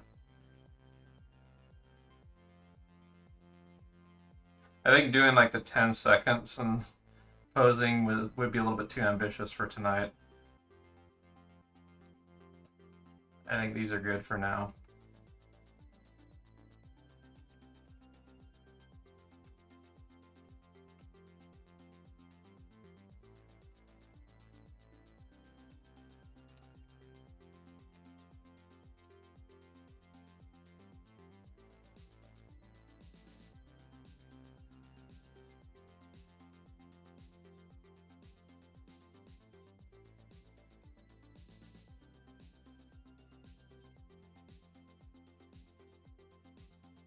I'm trying to see how it feels zoomed in this close drawing.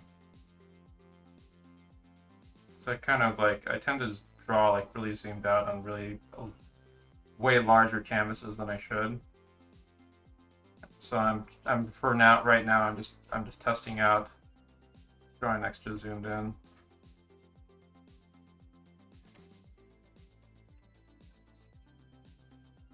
Yeah, I got a 22-inch Cintiq.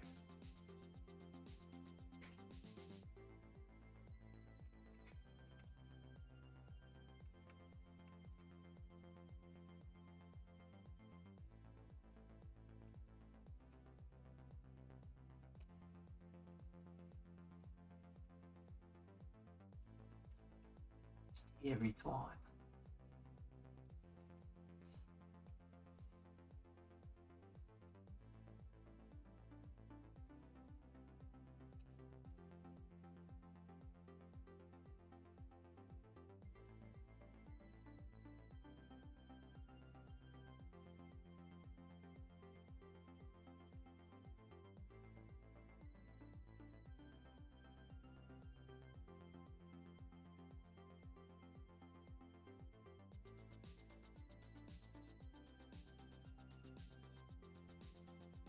Okay if we get repeat poses like this one too.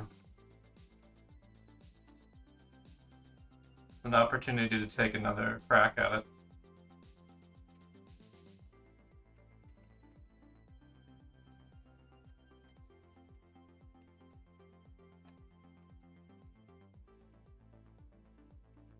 One thing I really do like about doing the 30-second poses is, oh my god, it's 40 poses. Like, you get yourself visually exposed to like a marathon of a huge number of poses.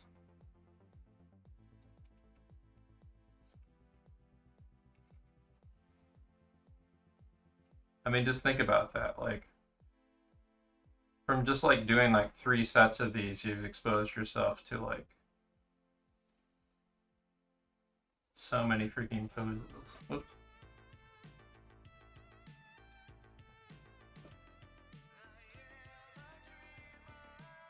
Like, even if you couldn't get everything down for them, there's like the fact that you're exposing yourself and trying to like get the human figure from different angles and attitudes and stuff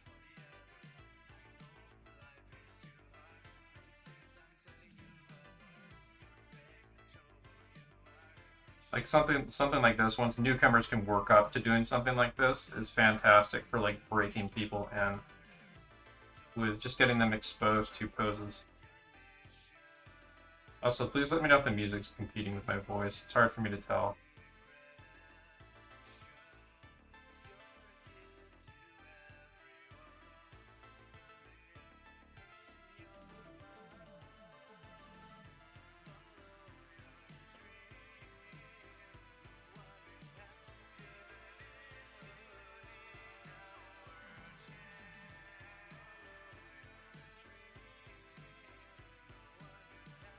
I think I'm drawing a little bit too close to the top of the page for some of these.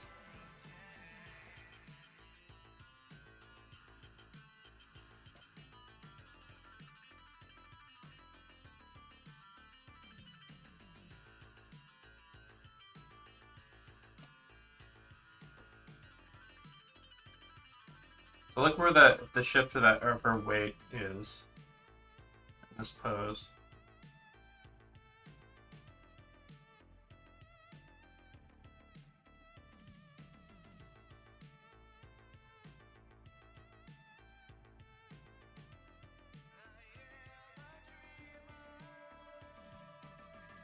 I'm a fan of using like a continuous line for like the whole area of the limbs.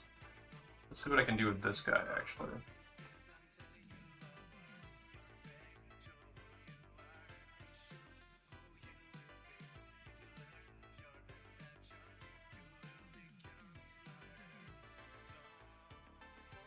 Maybe connect the fists almost like a jump rope between them so I can get like a better sense of how they relate to each other.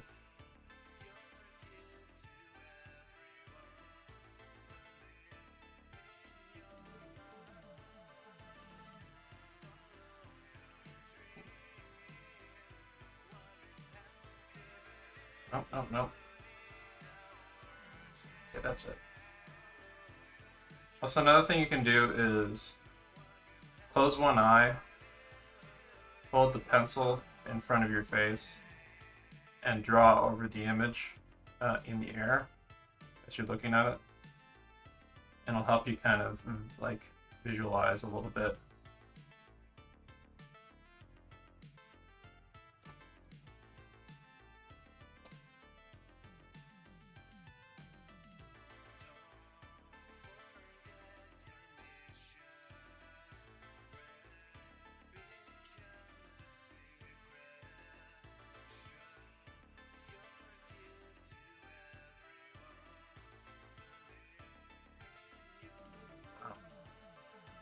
Keep this up. Wow, that is a wild pose.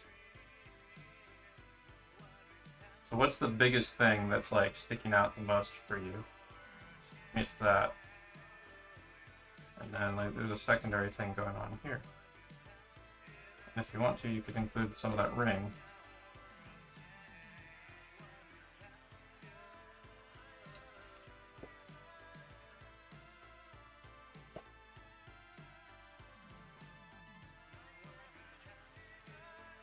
There's two kind of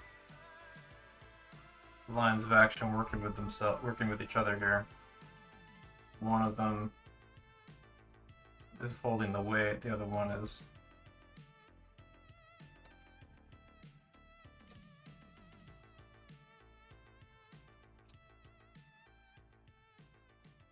relaxed.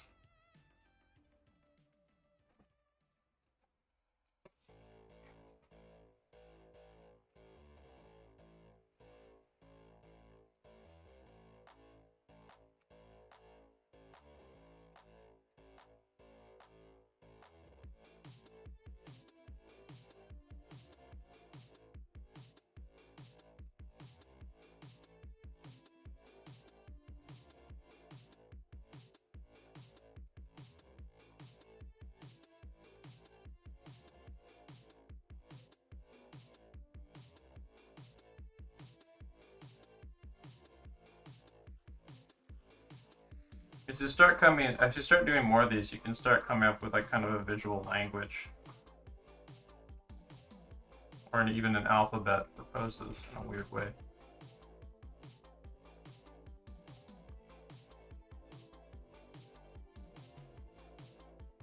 Like there's certain poses that are kind of like recurring forms.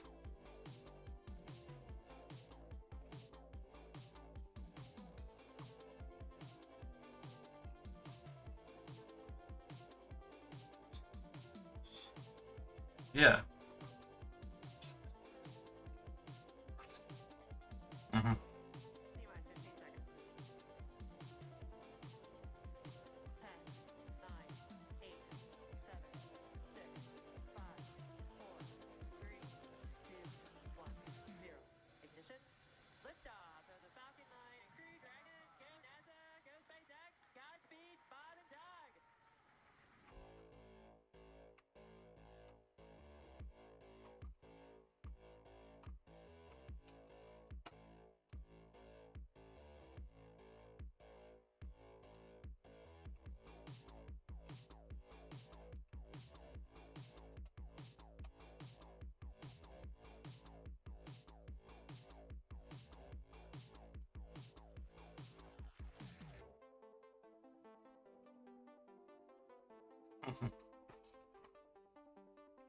Then when I get something like this, it's like it's kind of a question marky shape, and also you can like decide. You could I want to see, like, sometimes I want you to decide, like, okay, I don't need to make any more moves.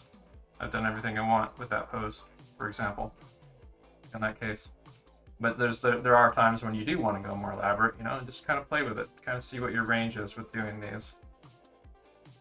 But it's like, it's almost kind of a Zen thing a little bit, where you're like a strategist playing a game of Chinese Go or something, where you don't want to don't want to make more moves than necessary almost sometimes.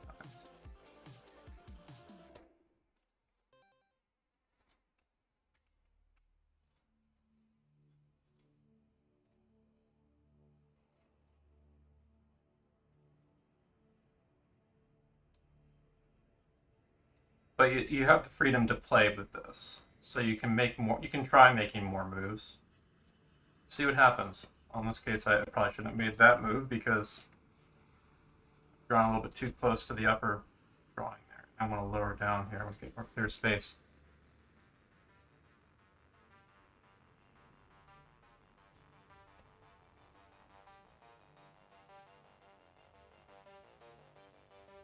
Picking where you draw on the page is part of making your move, by the way. It helps to kind of think of your drawing decisions as like you're making moves in a chess game or something too. That can help you be more thoughtful. You still have the freedom to fuck around and play and stuff. So art isn't chess, but you can use a similar kind of like pre-planning, thinking through what you're doing as you would in something like that.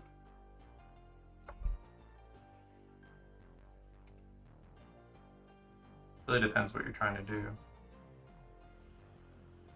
I mean, what I know, there's speed chess after all.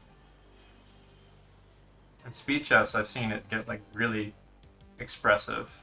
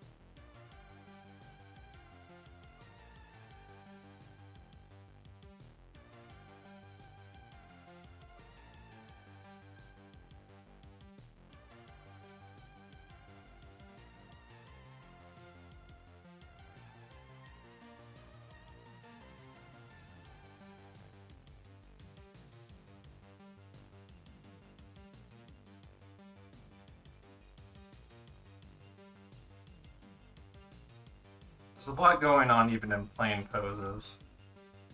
The human figure is a very complex object.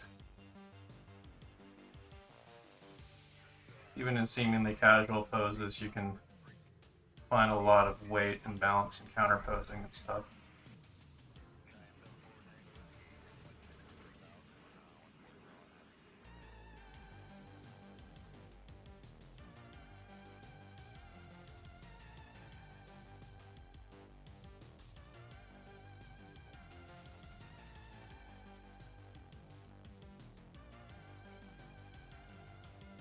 My calibration's getting a little bit off right now. So I'm going to make a new sheet. I'm going to start doing the scribble exercises again.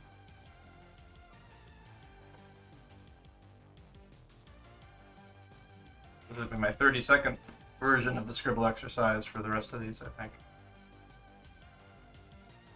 I got some really good ones out of that last set. Just feel like I'm starting to get a little exhausted doing it.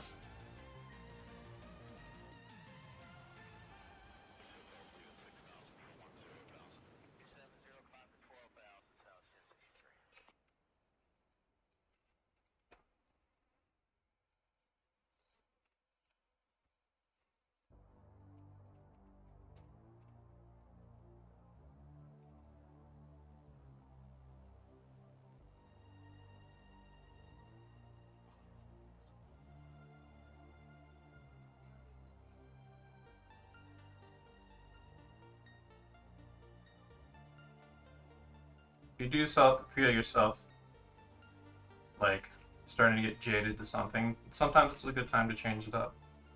So I'm doing the continuous line exercise now for these. So when I'll loosen up. Like I said, for the last set tonight, we'll maybe make those 2-minute poses with the Glenville 2 method. So we have a lot of, it's going to feel like an eternity after doing like these 30-second and 1-minute poses that we've been doing this evening.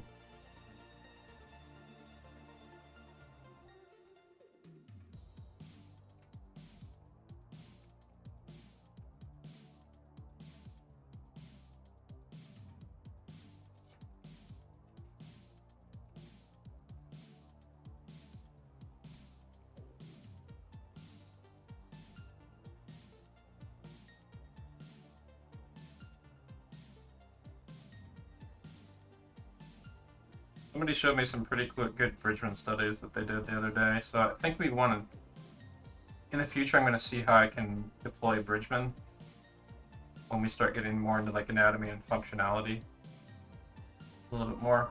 Right now for like these next couple weeks we're going to concentrate on gesture drawing and then shape.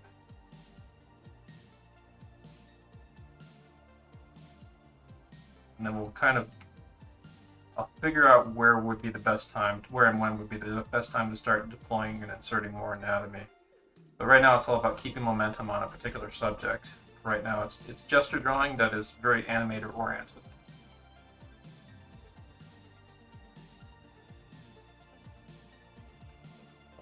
Oh, that is a fantastic pose. Look at that.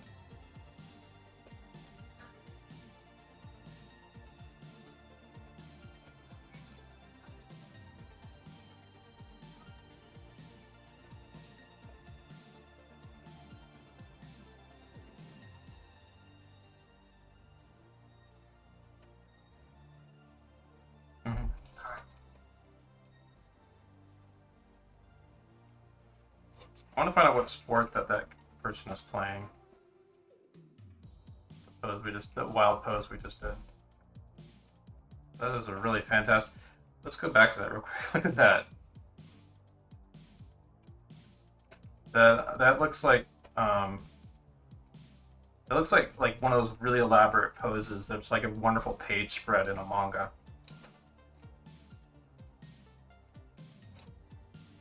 I think photos like that would be like a manga artist's secret weapon for like wild posing.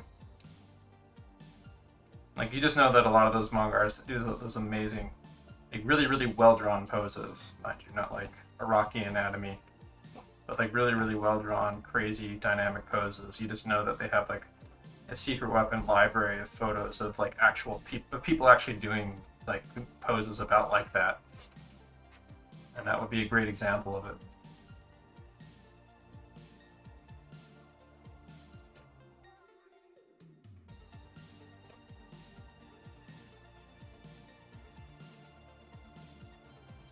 So for animators and artists in general, we have to become athletes and actors on a page. Basically, we become stuntmen on a page. We become actors on a page. We become figure models on a page. Or, like, we have to sympathize with what we're drawing, especially for animators. Like, but this also applies to like comic artists and everything else. Like, if you're telling a story, like it's helpful to kind of act out the character acting that's happening in it, even if it's like a motionless thing. Okay, Google, stop. Okay, Google, set timer for 5 minutes. 5 minutes. Starting now. So our last set will be a set of 20-minute twos using the Glenn-Vilppu method. Let's kind of bring it back in with a repeat of stuff we did earlier this week. So for those who don't know, the Glenn-Vilppu method is from the first chapter of Glenn-Vilppu's drawing manual, and it is essentially this. You start with a egg-shaped sphere with an ellipse through it. Oh, mind you, you don't have to do this. You can do what we've been doing tonight if you're getting good momentum in that. It'll just be 2-minute poses. But actually, no, I'm going to invite people, if you don't want to do this, you maybe try taking the figures and like making like a story out of it. So make it to like a cartoon scene or a character or something if you want. You can go ahead and do that if you like, but I'm going to be doing this. So it starts out with like a an egg-shaped kind of thing with another ellipse drawn through the top, usually a top point for like the top of the head. The ellipse drawn inside of it is to show the directional tilt of the head. You usually follow up with a little kind of C-curve or something for the direction of the neck. There's kind of like 3 lines you use, usually with the center line and the sides of the body, basically for like this gestural kind of thing. And you add like these really gestural lines, gestural legs. Make sure you plant the feet if they're planted. If you can, like that's like the front of the foot, right there with the heel up there, and that's like the whole foot down there. And then you do the same thing with the arms. You usually follow this order, although in some cases you can do stuff like you can just like do a continual line down to the feet or something like that. But I'm gonna put this up over here because it is no longer Terry time. I'm sorry, it's sad to say. It's now Glenn time. But tonight was Terry time for a while.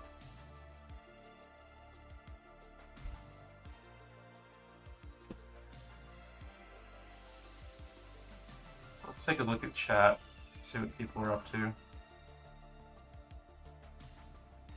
Pause it on that. Look at that. I'm going to take a peek at chat and see what people are up to.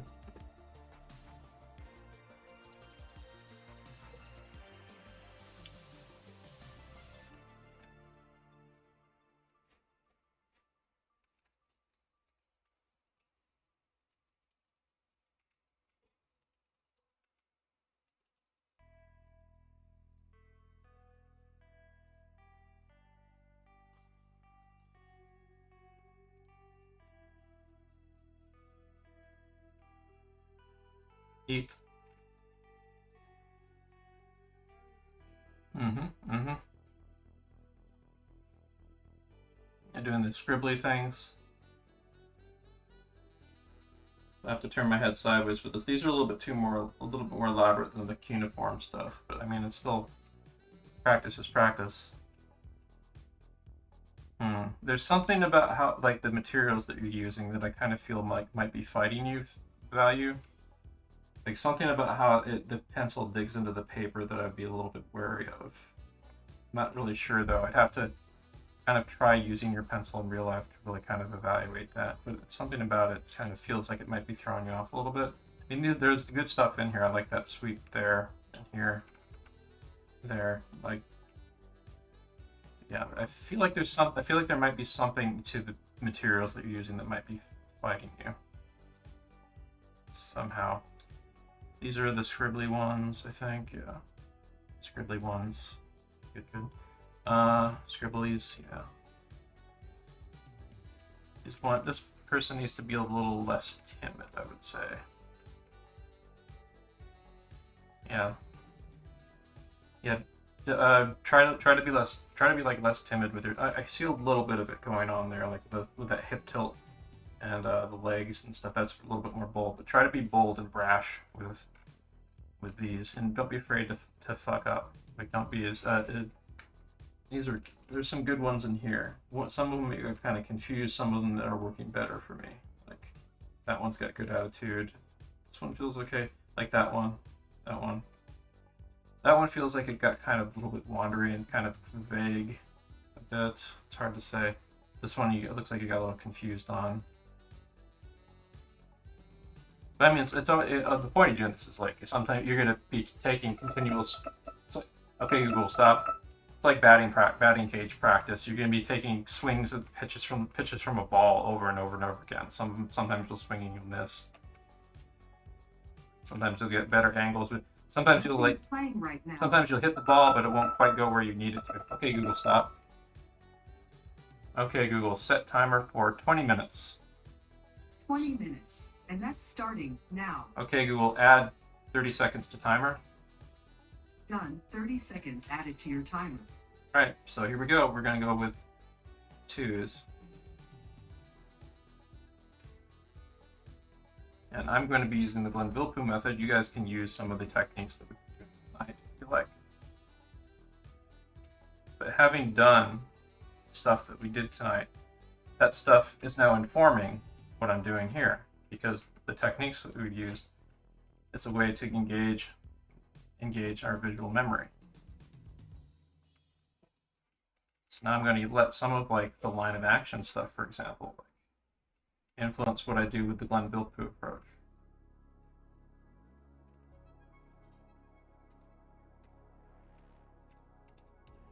And some of the scribbly stuff we did. I'll let that influence this too.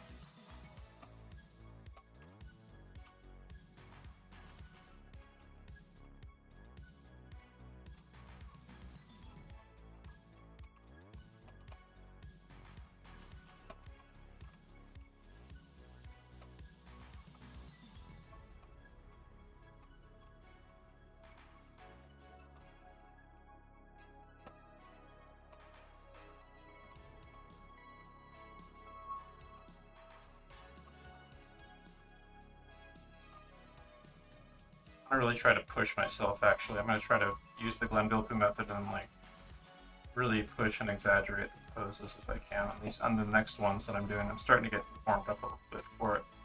Drawing over on this again.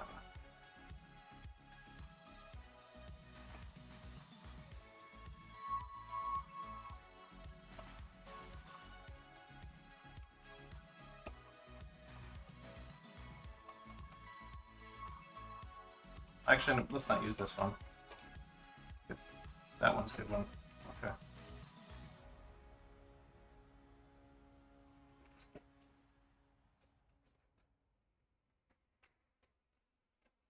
I'll try to get more upright poses that you can spend a good 2 minutes on. Kind of a baseline thing going on here with these 2s. So more kind of like flippy dippy stuff like that last one. Maybe try to avoid those for these 2s. Unless if they're really, really clear. That one was like kind of ambiguous with the amount of clothes that the character had.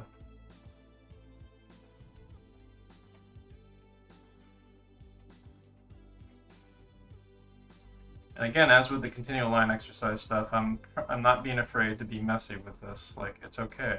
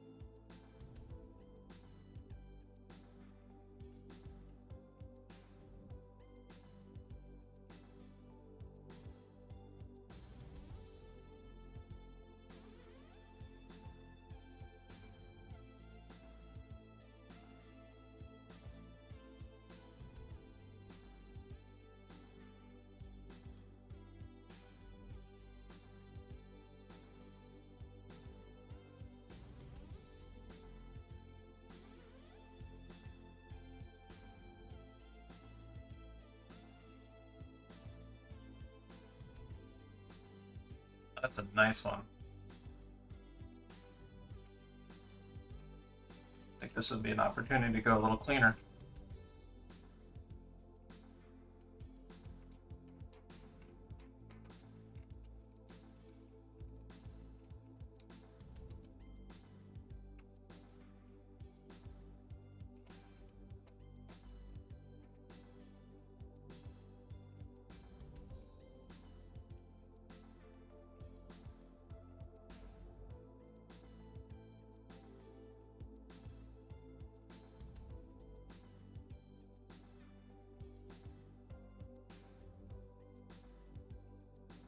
This week has been all about momentum building. We're going to be building more momentum tomorrow. So be here at 5:30 tomorrow. We will be going over like some more like storyboard specific, Pixar storyboard artist specific stuff.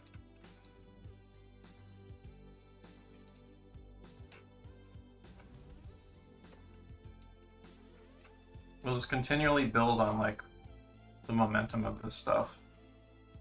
The idea behind this is that I'm trying to get like in tune with these techniques so I can start utilizing them for my personal work. I'm going to be starting building momentum on my personal work.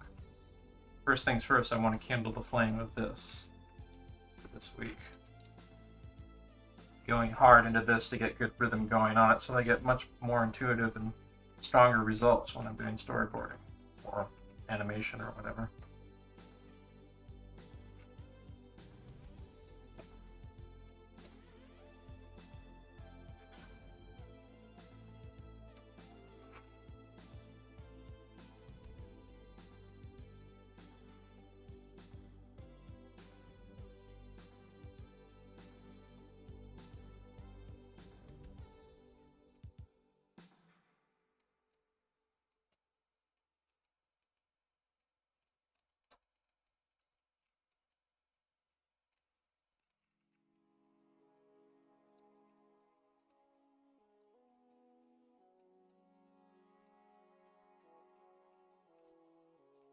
And once again, like tomorrow's meeting, Friday's meeting will be on Twitch, but Thursday's meeting will be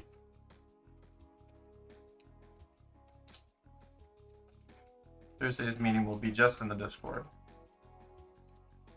in my personal Discord. So if you're down with going like heavy into researching, we'll get into more drawings like this in, but also if you're into doing some like heavy storyboarding research, Pixar oriented mainly, tomorrow we'll be doing that. Yeah, I'm super interested in my work with storyboard. Yeah. And we'll do that. We'll pull together some storyboard resources. There's a bunch of videos I know of, and there's other like paid sites I can point people towards and books. There's someone in talking back.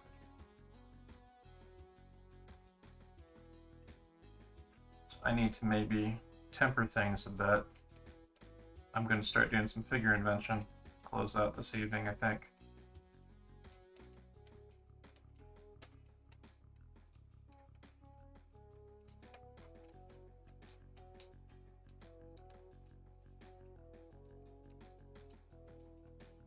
eventually you're going to have to, of course, like utilize this stuff for your own characters. Like getting a good sense of like not everything you draw is necessarily going to have like perfect reference. Especially if you're cartooning, you're going to be doing a lot of pose invention. So get used to doing that. Like,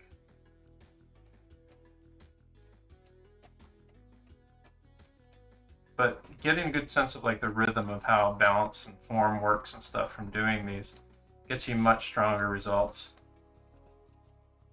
when you get to actually inventing posing. Like here's me inventing some poses with Spacedad. Using a kind of storyboard artist shorthand, essentially.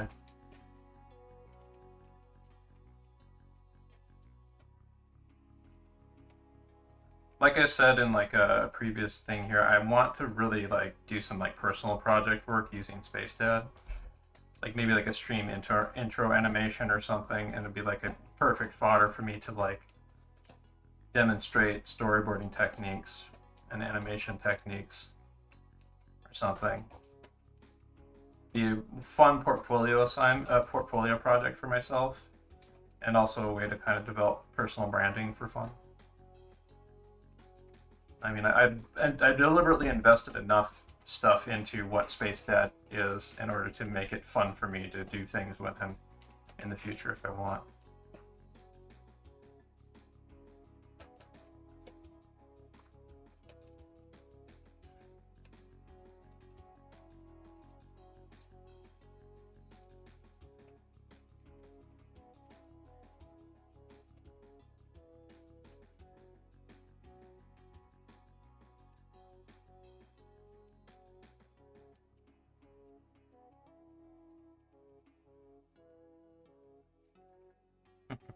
One thing that we definitely probably might do in here. So if I start assigning storyboard project work, if I start assigning storyboard project work, that's going to be happening on my Saturday class. But if I start doing that, I want to actually like have people who do the homework assignments pitch their storyboards. And storyboard pitching is its own kind of art form, really. Yeah, that's actually perfect. Mm-hmm. Like you have to actually like act out the storyboard stuff.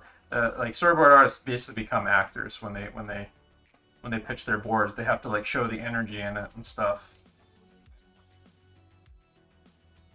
Yeah. Okay, sorry.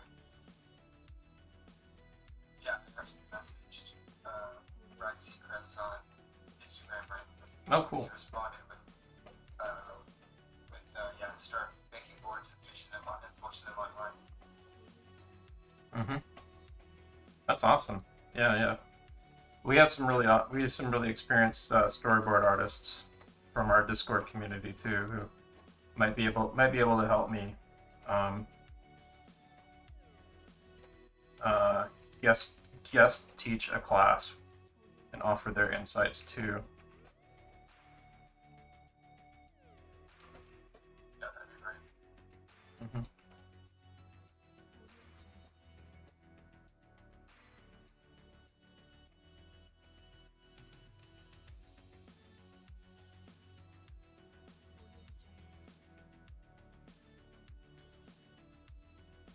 I was gonna do like the 2-minute pose thing, but I just decided I needed to do some pose invention for the rest of the night here, so I'm doing that right now.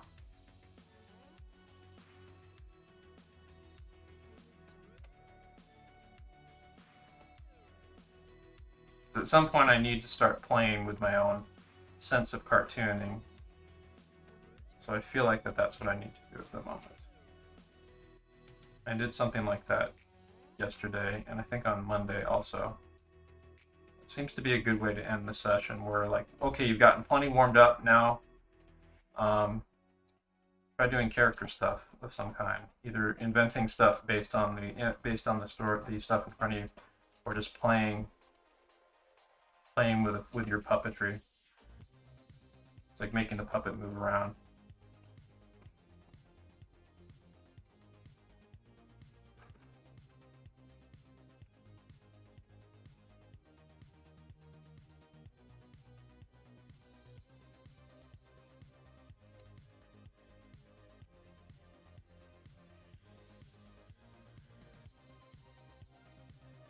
do notice that like there's some stock poses I tend to use an awful lot when I'm kind of fucking around with my figure inventions. That's might be a sign that I need to maybe try and doing more interpretive stuff. So some of the things we're going to be working towards, like we are going to be like Alex Wu is the main thing I'm going to be drawing from, in addition to like, you know, the Glenn Vilppu and other things that are going to be adjacent to it. But I think that following through on like the stuff that Alex Wu teaches would be a good idea for here. So if you are able to sign up for the schoolism thing and watch the videos, and like the cool thing about the Alex Wu gesture drawing class is he actually gives you some gesture pose sessions that you can do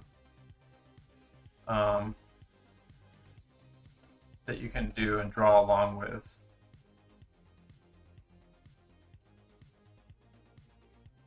So you'll actually get some like drawing mileage in when you're watching his videos too. It's really cool. And it's really nice to like see how he does it also. He does it way more efficiently than I do in a lot of cases.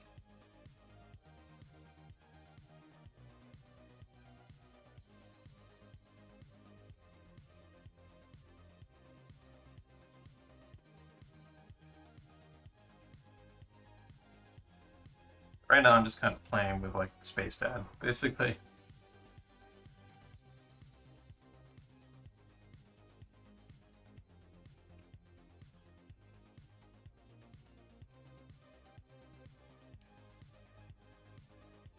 Some non-specific dynamic poses.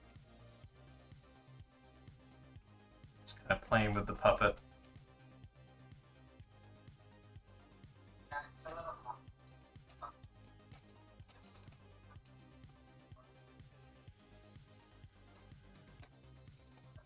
Mm-hmm.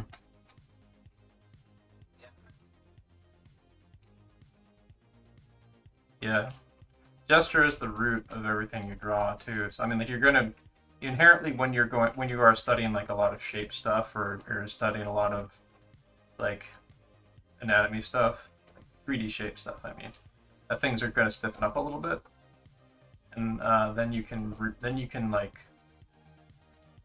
you can start using gesture to break away from that a bit, or like integrating more gesture into that. Like when you have like the muscle groups for simplified muscle groups memorized in anatomy, then you can start playing with them in abstract ways using gesture.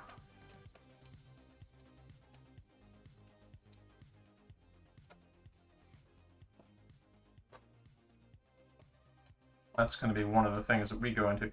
Like I don't know how elaborate we're going to get into anatomy, but you know, we will.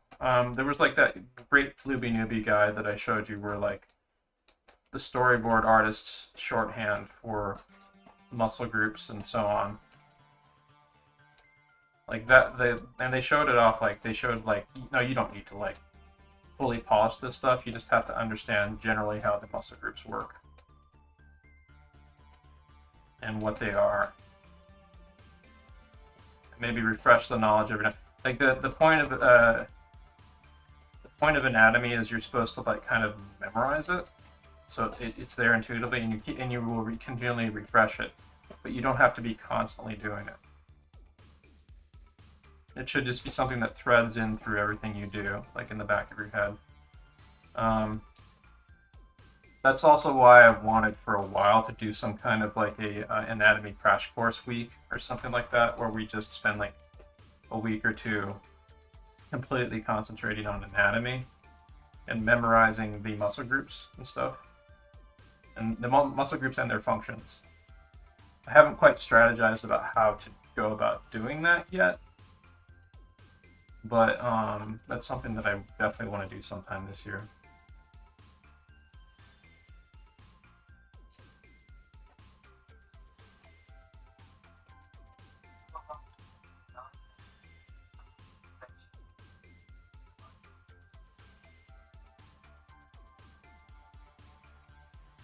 Mm-hmm.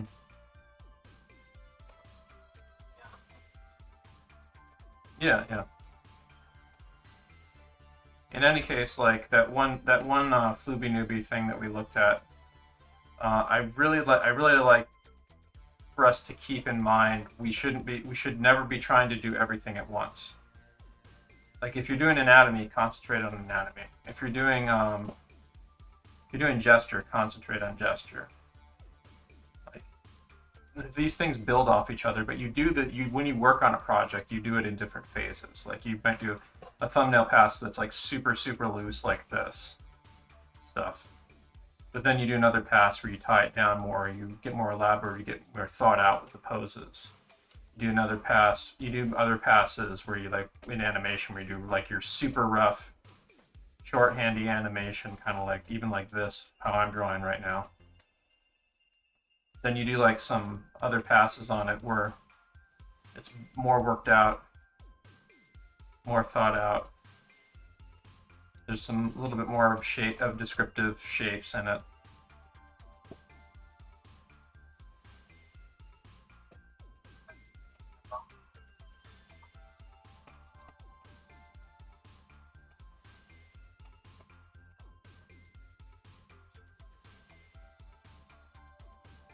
Who does? Who does? Steve Houston. Yeah. Again, Steve Houston is definitely on the we need to study him. The we need to definitely study him ticket sheet for sure. He's taught a lot of animators too, by the way. So he's great to go for animator knowledge as well.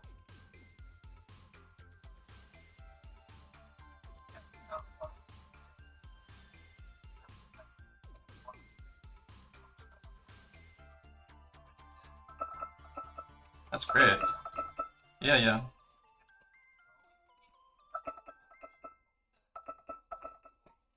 Okay, Google, stop. Mhm.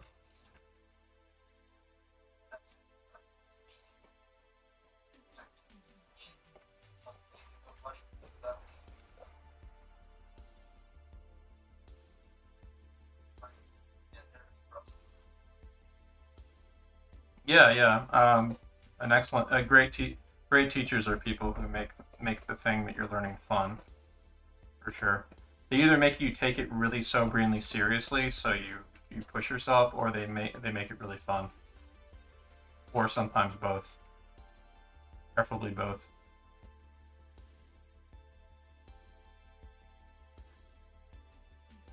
But yeah, this is what we all did tonight. Look at that. So warm-up set. So many figures. I challenge you to go back through and count the number of figures that you drew tonight. Like there's a before and after. For a lot of people who are new to doing these kinds of drawing sessions, there is a before and after for a lot of you who have not drawn this sheer volume of figures before. Get used to it, because we're going to be doing a lot more stuff like this. You're be getting exposed to a lot of figures. In the future, we will also be doing long sessions where you have more time to really slow down and think about a figure. But these quick poses are really ideal for just like breaking the ice on being able to like express an idea very quickly. And that's the goal. You're not making pretty drawings with these. You're trying to get an idea down quickly.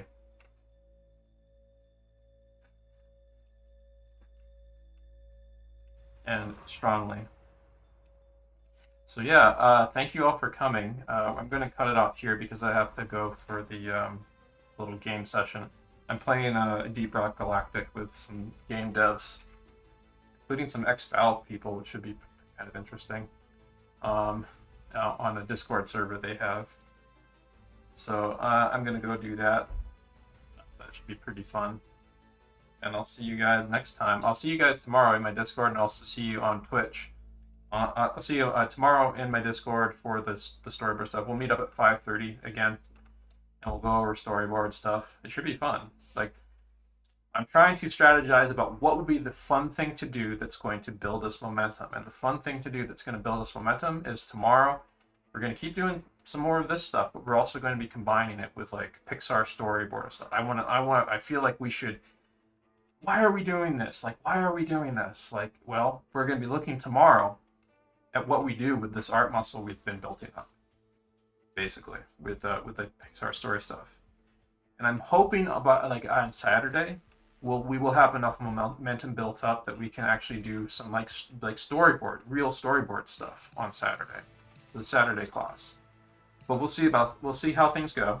We're just gonna keep playing it by ear and I'm gonna keep trying to make decisions about where we would go next with building momentum. So yeah, we'll be meeting in the Discord tomorrow at 5:30, and we'll be meeting on for my class on Twitch again on Friday at 5:30, and then 2:30 on Saturday we'll be meeting, and that will be I will be trying to steer that towards storyboarding, but it really depends. We'll see how things are structured for Saturday, but yeah. All right, so thank you all for coming. I'm going to dip out here, but congratulations, you made it through a really challenging session. Congratulations! Congratulations! Congratulations! Congratulations! Congratulations! Congratulations! Congratulations! Congratulations! Congratulations! Congratulations! Congratulations! Congratulations! Thank you all.